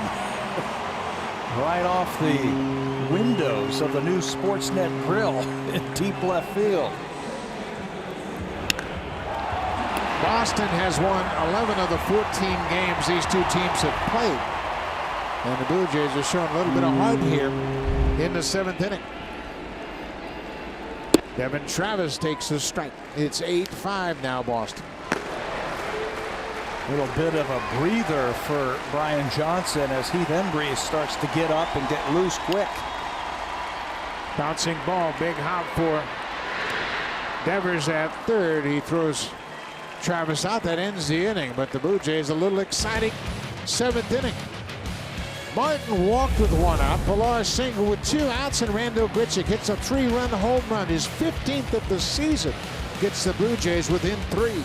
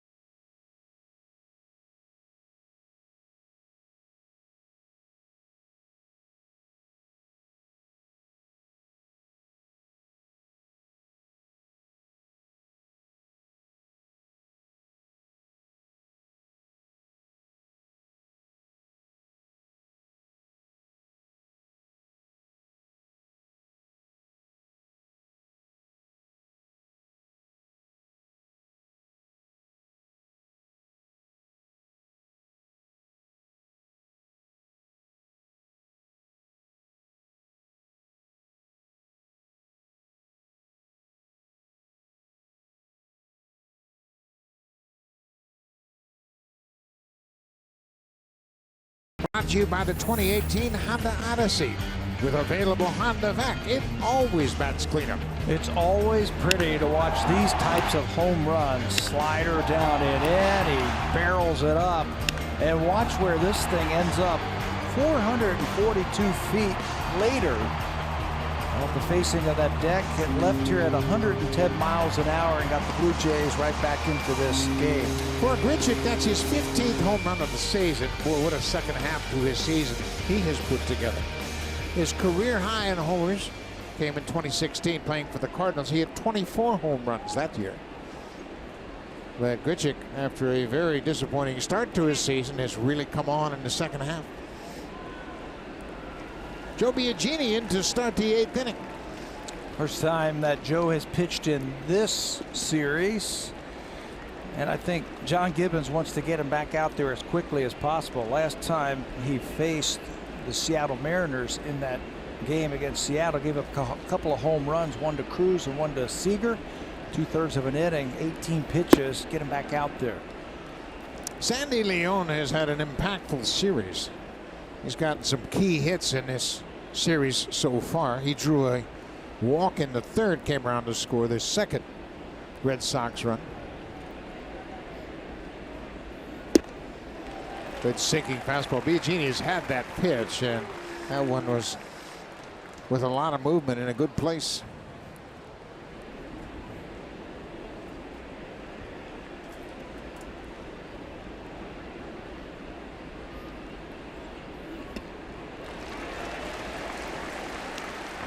One and two now. Well, it's a big inning for the Blue Jays. Got to throw up a zero here. Yeah. Keep the momentum in your dugout. Hit a shutdown inning and see what if you can do what you did last night. Get in that bullpen and try and get the lead. Little looper, that's going to drop over the head of Solarte into left field. Leon is on base once again. How about that two-strike approach by Sandy Leon? You see that up and down the lineup for the Red Sox. They hit really well with 2 strikes. He's going to cover the plate, shorten things up. It's a half swing, and he's fortunate enough to keep it fair and out of the glove of any Blue Jay defender. The Red Sox are a terrific 2-strike hitting ball club. They have the best average in the majors batting with 2 strikes. It shows up once again. Back to the top of the order, Mookie Betts. Well, they have the best in baseball right now with 2 strikes, standing at home plate, Mookie Betts. Andrew Benintendi is on that list also in the top 10, hitting with 2 strikes.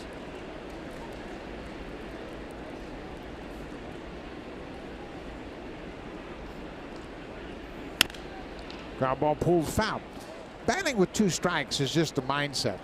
Nobody ever gives up. You just keep battling. And Tim Hires told us in Boston that what he preaches to his hitters is sacrifice one of the pitcher's strengths and stay with one half. You can't cover everything, so just take a shot.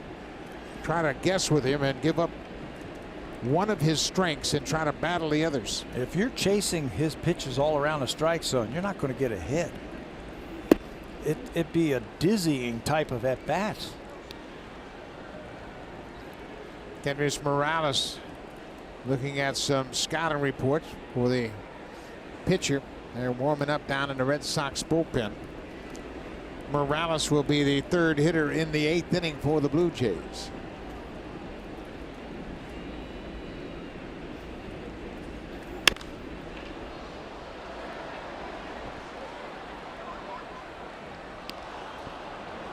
Ryan Brazier is loosening up for the Red Sox in their bullpen.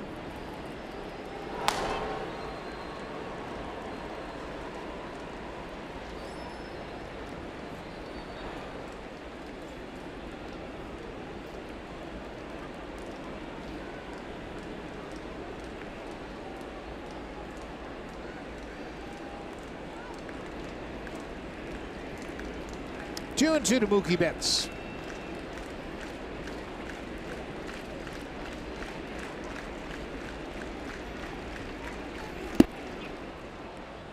Bounced in the dirt, knocked down by Martin. So it's a full count. Benintendi waits on deck. They have started Leon in this situation in this series. Full count. They might put him in motion here.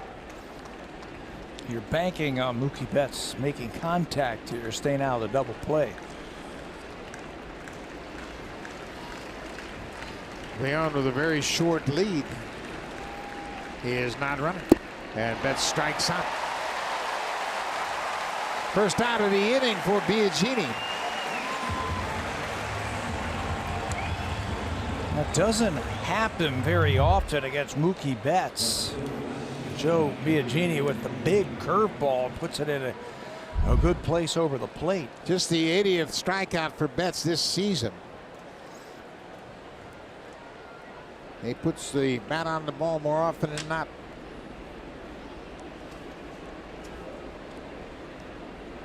Andrew Benintendi, a pair of doubles his last 2 at bats. Gets away from Martin, but not far enough for Leon to advance.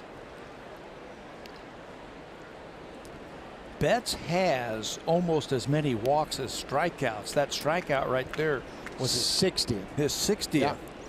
To go along with 53 walks. I mean, he puts the ball in play. Yeah, I shortchanged him. 60 strikeouts on the season. Almost as many walks as strikeouts. That doesn't happen very often anymore.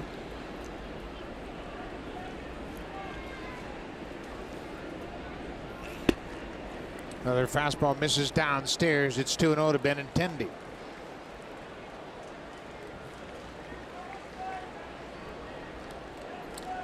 Benintendi just 2 for 11 facing Joe Biagini. Blue Jays have turned a pair of double plays tonight.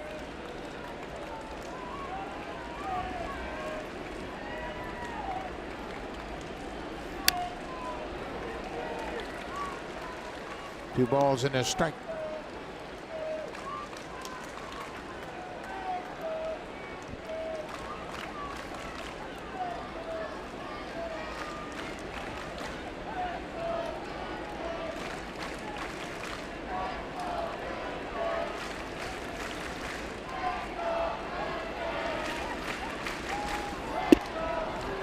Now it's 3-1.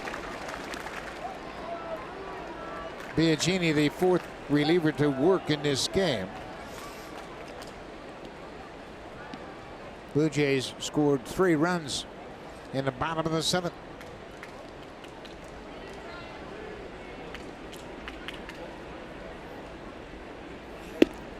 Benintendi walks. He's been on base 4 times tonight.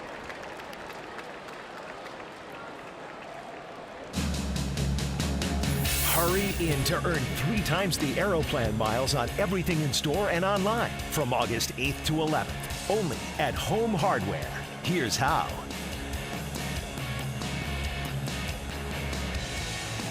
Great shot at the Rogers Center with the roof closed tonight. There was a little bit of rain going on at the start of this ball game. Mitch Moreland at the scoring started back in the 3rd, a 2-run double for Moreland. This game has been about walks and doubles. Blue Jay pitching has walked 7 tonight now. And the Boston Red Sox have hit their share of doubles. Benintendi has 2. Moreland has 1. JD, Martinez, Bogarts each have a double. Devers has a double as well. It's a good formula, walks and doubles. Ball and a strike to Mitch Moreland. Moreland is 1 for 4 with that double. He scored a run in the 3rd inning. The Red Sox have had big innings. They had a 4-run 8th inning in last night's game and a 5-run 10th inning.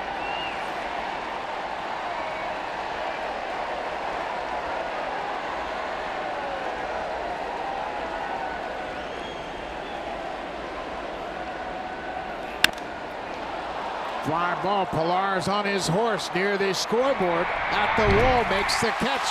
Bounces up against the wall, and the runners have to return to their bases. Another good catch by Kevin Pillar. He never broke stride and caught it right up against the fence in deep left center. That's determination by Pillar. He knew he was going to hit that wall as soon as he made the catch. Had to go a long way to get the ball from Morton. They are shading in that way. The ball is driven and slicing away from him. Remember, keeps his eye on it. He knows he's going to run into the wall, but then watch the throw. All the way on a fly after he catches it, sets himself, and all the way back to second base on a fly, and the runners have to scurry back.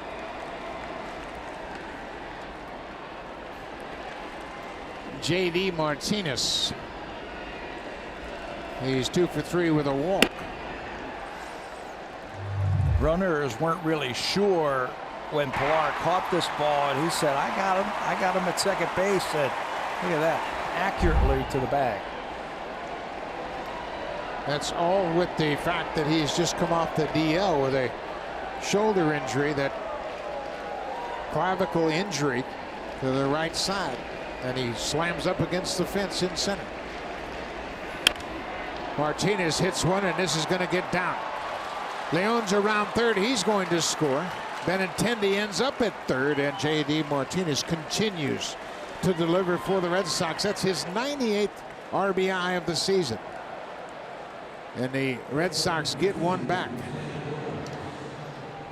You ask yourself, all right, how are we going to pitch this guy? How are we going to defend him?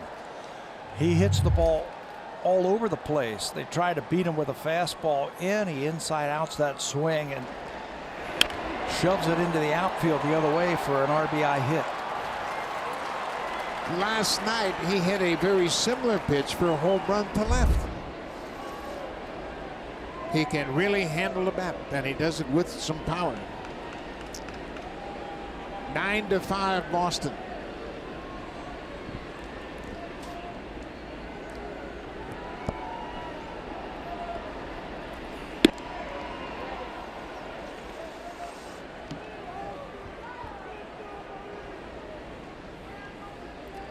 Benintendi went first to third on the base hit by Martinez. Bogarts has driven in 3 so far tonight. He's up to 68 ribbies.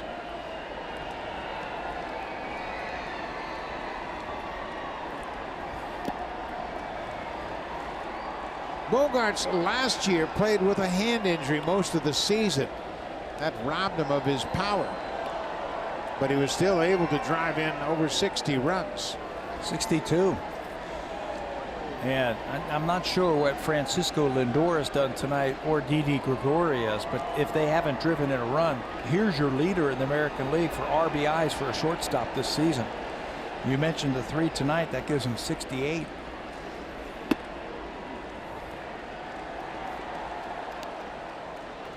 A couple of years ago, when he was healthy, he drove in 89. That's his career high. 2016, he was an all-star. He won his second Silver Slugger Award as the best offensive shortstop in the American League. And he had a career high 21 home runs.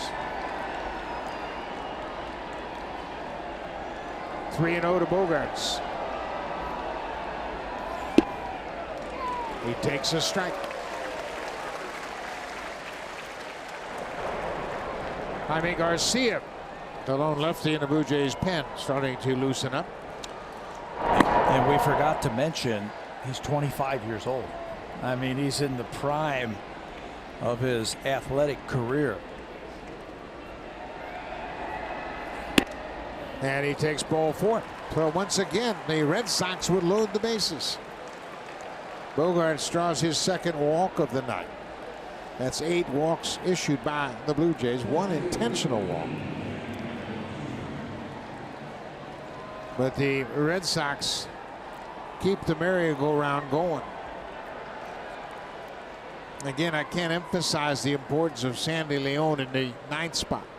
Getting on base, starting the inning. Then Benintendi walks with 1 out. He's done some nice things in this series already.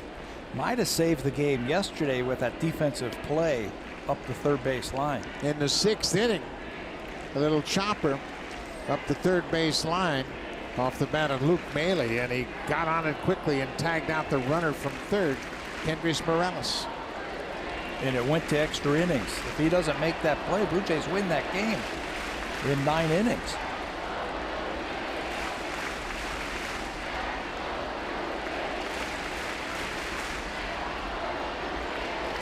Jackie Bradley Jr. batting with 2 outs. Fouls it straight back. The crowd here at Rogers Center trying to encourage the Blue Jays. 36,798. Trying to rally the home team.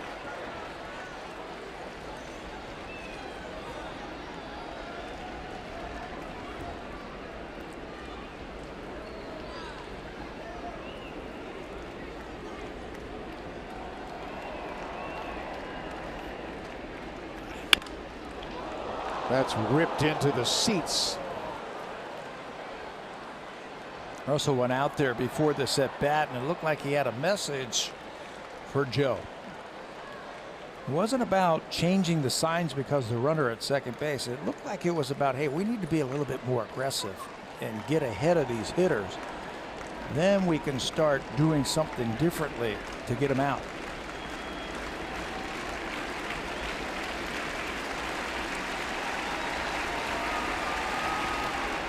That ball gets away, and Benintendi's going to jog home from third. Second run of the inning. Boston now with 10 runs. Breaking ball hit way out in front of home plate. Not much of a chance for Martin to block it. Just overthrew this curveball. It was ahead of 0-2 and overthrew it. Bounced it by Bradley to the backstop.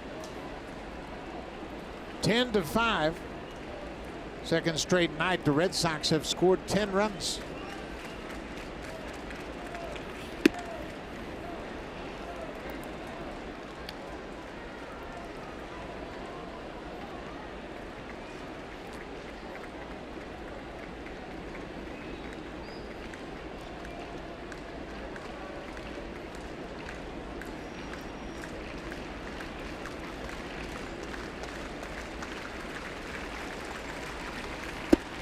Curveball, and Bradley strikes out.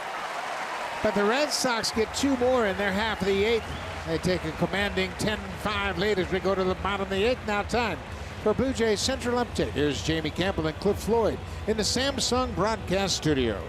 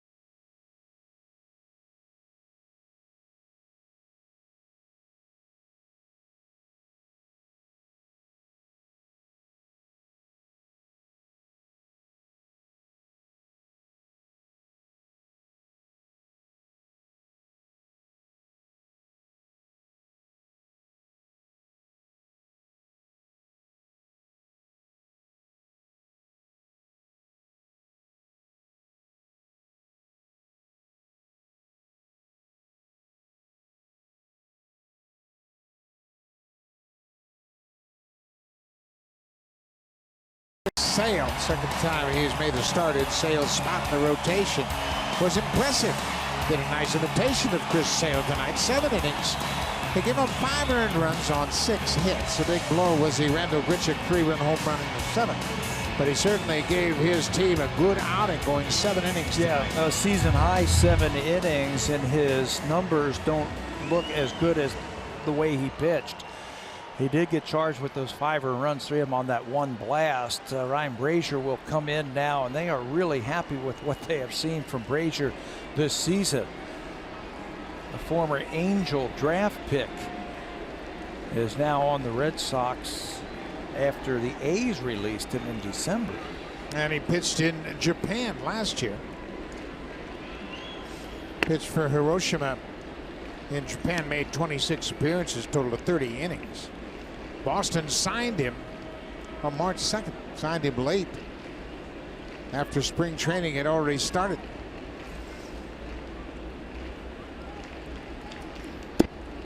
Breaking ball missed inside. You know, it's something we never used to see. A major league player going to Japan and then coming back. You think about all the great players that went over there in the later stages of their career, and they stayed over there and finished out their career, and they never thought about coming back. Smoke hits it hard, but foul. Colby Lewis comes to mind as a player who went over there and then came back. Oh, absolutely. Colby Lewis has done it. Cecil Fielder. Tony Barnett also did it for Texas Rangers. Cecil Fielder is the guy that really made it popular. He went over there after a short career with the Blue Jays and got a chance to go over there and develop his skills. Then he came back and signed with the Tigers, and later on played with the Yankees. He came back and had more success than he had before he went to Japan. But we have seen more and more pitchers come back where they go over there, they get a chance to develop, gain some confidence, and come back and pitch here. But Colby Lewis had a couple of great years in Japan and came back with the Rangers and had a couple of good seasons. Miles Mikolas from the Cardinals. He has come back. He's had a good year for him. Smokes had a good night. Smokey with a 3-hit ball game. So he'll start things off here in the 8th, and that'll bring Teoscar Hernandez, who had a good at-bat, in the 6th. We'll see if they challenge him with something on the inner half like Ryan Johnson did right there. Teoscar, he can handle that pitch. That is home run number 17, a long way, and it got out of here quickly. Home runs for the Blue Jays the last 2 innings have gotten them back into this game. 2 swings, 5 runs. That's been the theme for the Blue Jays. They homered in all 10 games of their road trip, and now they've homered in the first 2 games of this homestand.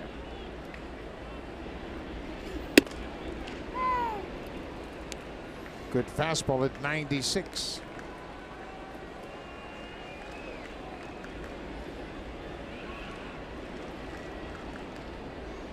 .48 of the 89 hits Teoscar has collected this year have been extra base hits.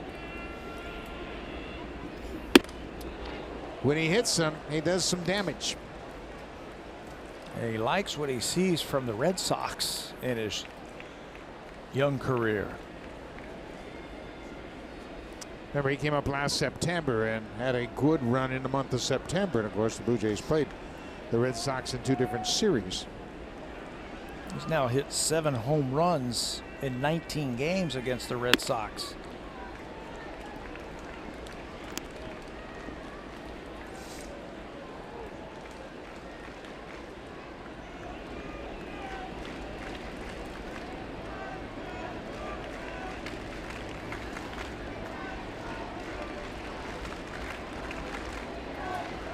Hernandez behind 1-2.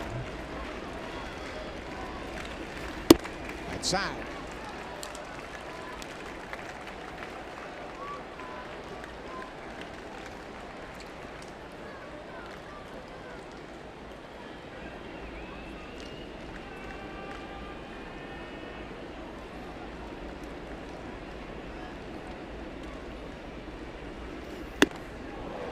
Fastball at 97 for the strikeout. 3rd strikeout of the night for Hernandez.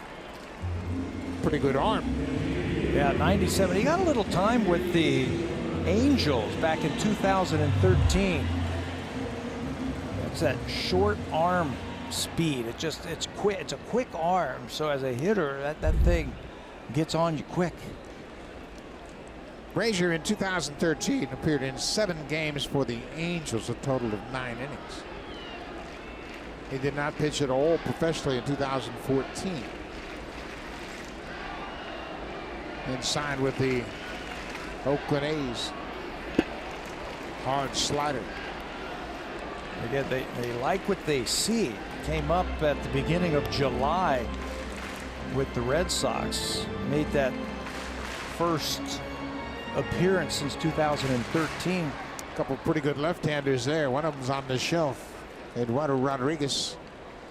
David Price has had a good season.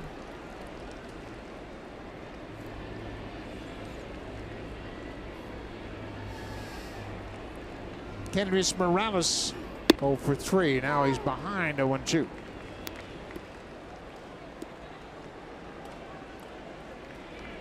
Rodriguez is getting close. He threw a bullpen yesterday and looked pretty good.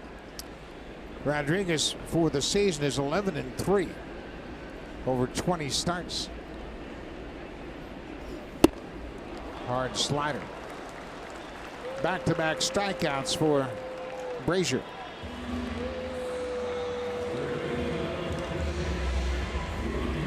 Well, the rich get richer, if you will.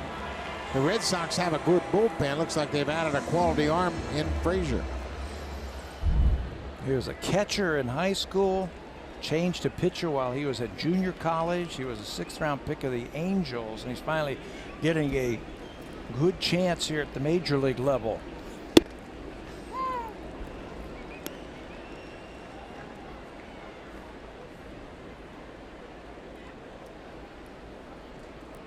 And Ever Solarte is 0 for 3.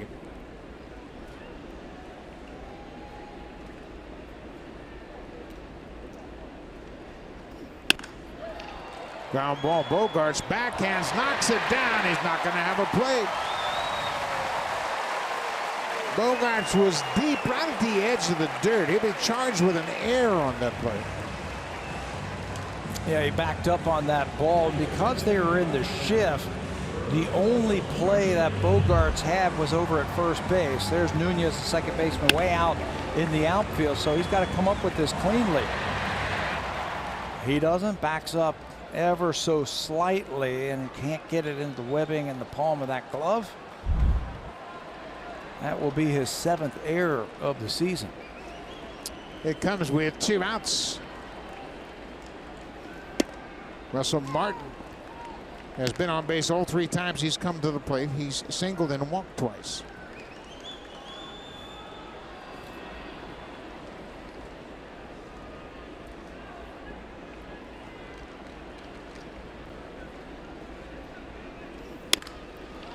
Off the end of the bat.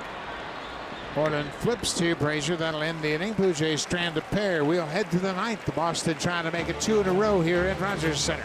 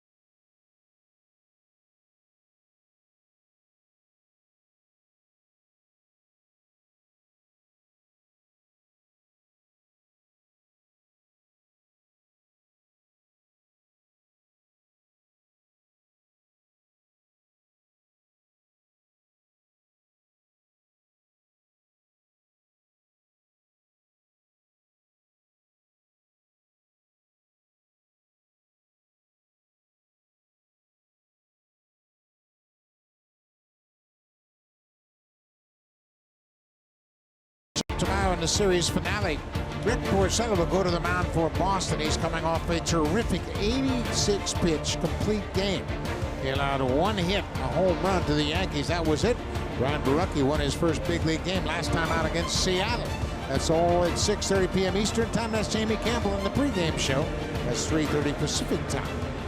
Game 3 of this 3-game set. New pitcher for the Blue Jays is Jaime Garcia. First time that Jaime has been on the mound for the Blue Jays since that outing in Oakland when he threw an inning and a third against the A's through 42 pitches. Here are the numbers he has started this season, but since he has come off the disabled list, and he came off the disabled list on the 15th of July, they have moved him into the bullpen. He has pitched 5 times out of the bullpen.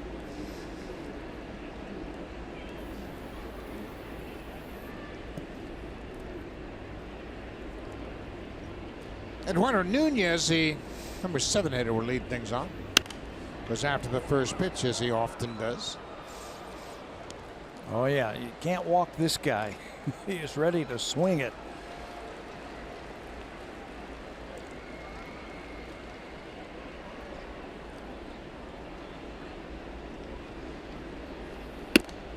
Goes after that high hitter. He's quickly behind 0-2.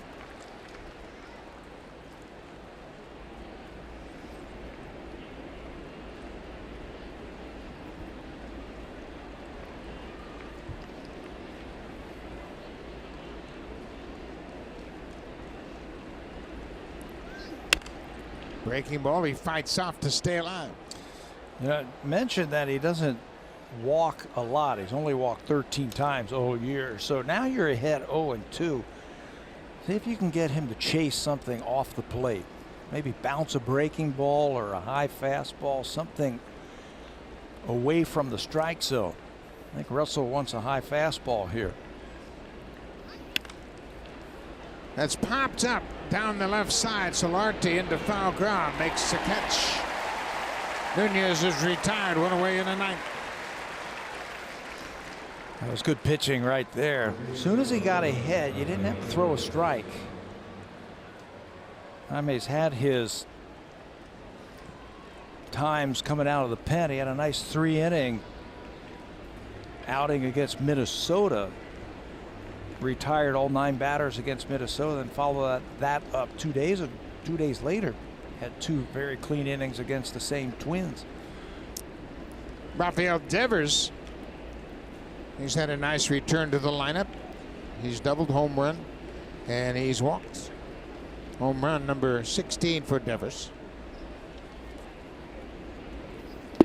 The Red Sox have scored on every pitcher the Blue Jays have thrown out there tonight. Everybody but Garcia. Housechild started. Santos, Petrichka, Barnes, Biagini, they all gave up runs. Boston, 10 runs on 12 hits. 12 hits and 8 walks. They've had base runners on every inning. That collector's got an old Rance Mulliniks card. Bouncing ball, that's a fair ball. It'll stay fair as Smoke steps on the bag and Devers is retired. Of course, Mulliniks will be here this weekend for part of that back-to-back World Series championship celebration on Saturday. And maybe that fan can get an autograph of the Razor. It looks like he's loading up. Yeah. On the alumni. That's top of the list. Rance Mulliniks card.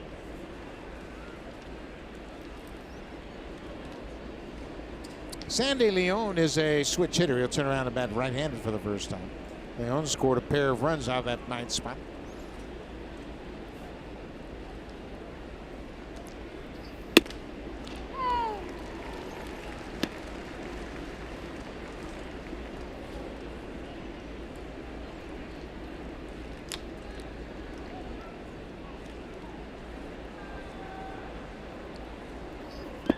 Breaking ball for strike 2. Joe Kelly loosening up for Boston.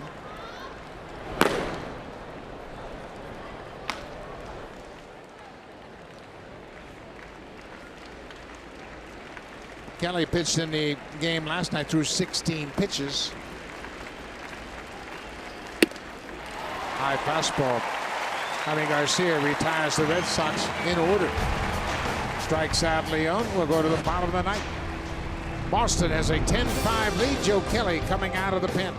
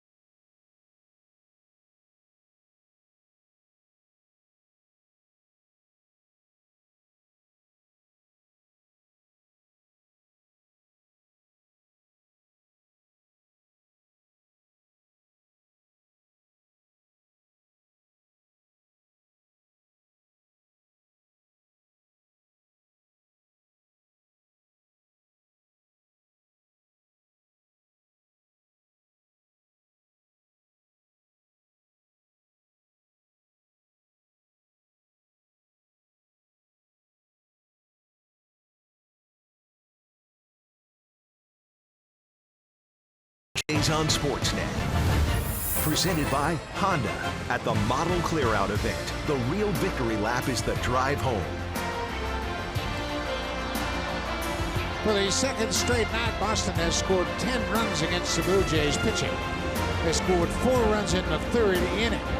Last night they had a 5-run 10th inning. They are an explosive offense, and it has been on display here in the first 2 games against the Blue Jays. Now to the 9th inning, Joe Kelly trying to finish it off. He's 3-0 this year, averaging about a strikeout an inning. Joe worked in yesterday's game, an inning, gave up a hit, an unearned run, had a couple of strikeouts.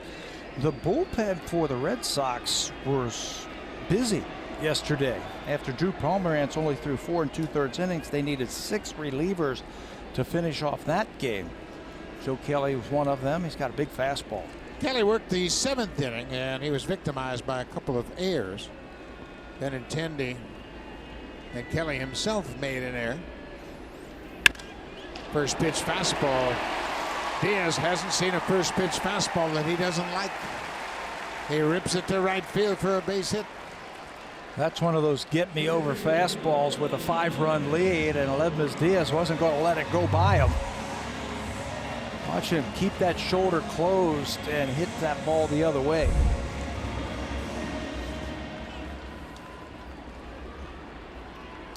So the first man's aboard here in the bottom of the ninth, Kevin Pillar. He singled in the 7th, scored on the 3-run home run by Randall Grichuk.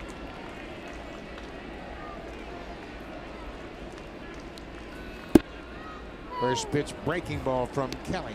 Yeah, you're going to swing at my first pitch fastball. I'm going to throw you an off-speed pitch. Years ago, you were down by 5 runs. It was always, hey, you got to take a strike. You got to make that guy work. Well, these guys throw so hard, you can't take fastballs anymore. No way. Yeah, that's a good call, because that was the mantra. When you're down 2 or 3 runs, hey, take a pitch, take a strike. Make him throw a strike. We need base runners on. But now everybody swings because everybody throws so hard. They throw 100. Some of these guys, like Kelly, was touching 100 in yesterday's game. If I'm a hitter, I'm not letting one fastball go by. Pillar gets a hanger but pulls it foul. That breaking ball stayed inside. Not a whole lot of break to it.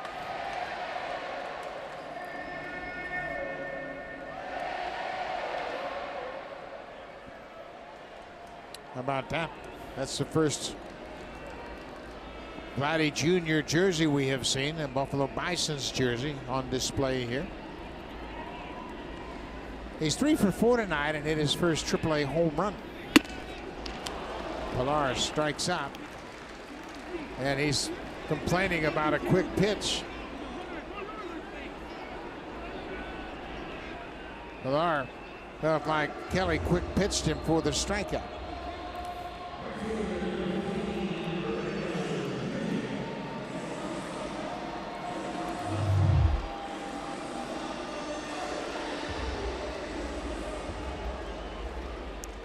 It came to a pretty decent stop. Yeah. One out.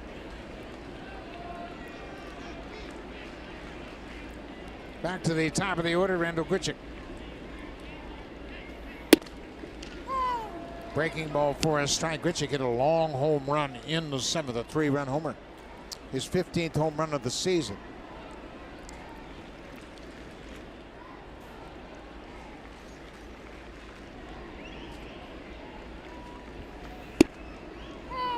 .100 mph down and away for strike 2. Tough to reach that one. Now you got to battle. That's why you can't let that thing go if it's the first pitch. Grichuk and Kelly were teammates in 2014 with the Cardinals.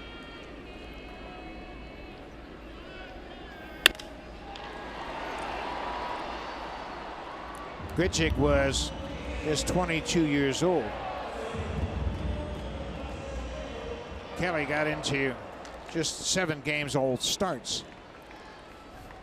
Grichuk was a part-time player. He got into 47 games. 0-2. Lays off that high heater. I don't remember Joe Kelly as a starter with St. Louis. And I remember when he came over here, and I started seeing some 96s and some 97s, and I went, wow, where is this guy getting this kind of fastball? He's not a big guy. No, but he's got a quick arm. Broken bat. It's got a chance to get down, and it will. So Grichuk gets a little flare, a broken bat Texas leaguer in front of the center fielder. Randall's got 2 hits tonight.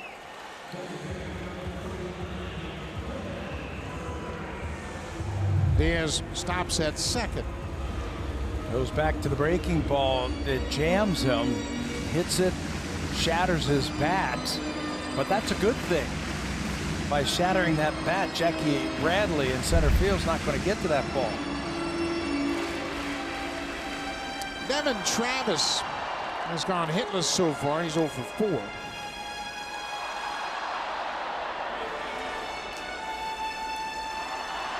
Travis has good numbers against Joe Kelly. He's 4 for 10 with a home run.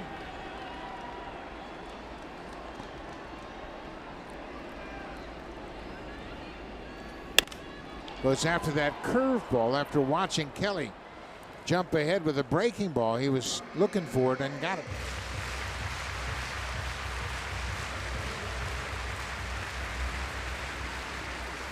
Joe Kelly is now 30 years old. Turned 30 on the 9th of June. He was drafted originally in the 3rd round by the Cardinals. Martin looking at that Grichuk bat. He hit right down around the label. Breaking ball for strike 2. Free agent at the end of the season. He's making a case for wanting to get signed. He is a weapon out of the bullpen when you throw that hard. Yeah, he'll have plenty of suitors.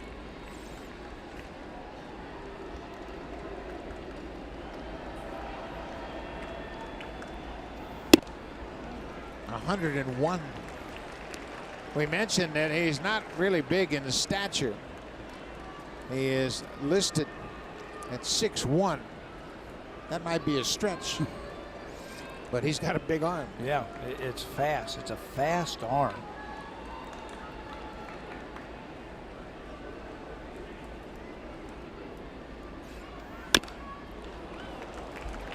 Devin gets a piece of that tough pitch. There's the man, Craig Kimbrough. He's loosening up. It's a 5-run lead for Boston. But if Travis should happen to run into one, all of a sudden that changes dramatically. That tying run will be on deck. Breaking ball in the dirt. Kimbrell in his last 5 outings has given up 12 base runners, allowed 5 runs in 5 1/3. That translates into an .844 earned run average. That's why I'm surprised he's up in a, well, as of right now, a non-save opportunity pitched in yesterday's game. 2-2 to Travis.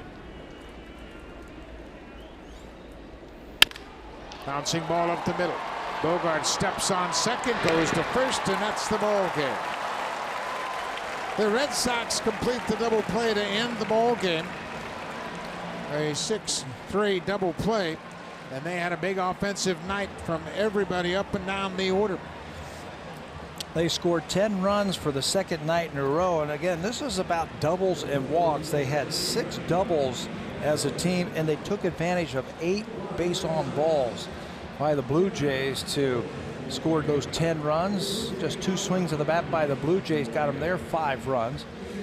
Tomorrow they get Rick Porcello, their best pitcher, their hottest pitcher. And the Blue Jays will send their hottest pitcher to the mound, Ryan Barucki, the rookie, coming off his first big league win. Thanks for watching, folks. We'll see you tomorrow night. Stay tuned. Here's Sportsnet Central with Brendan and Ken.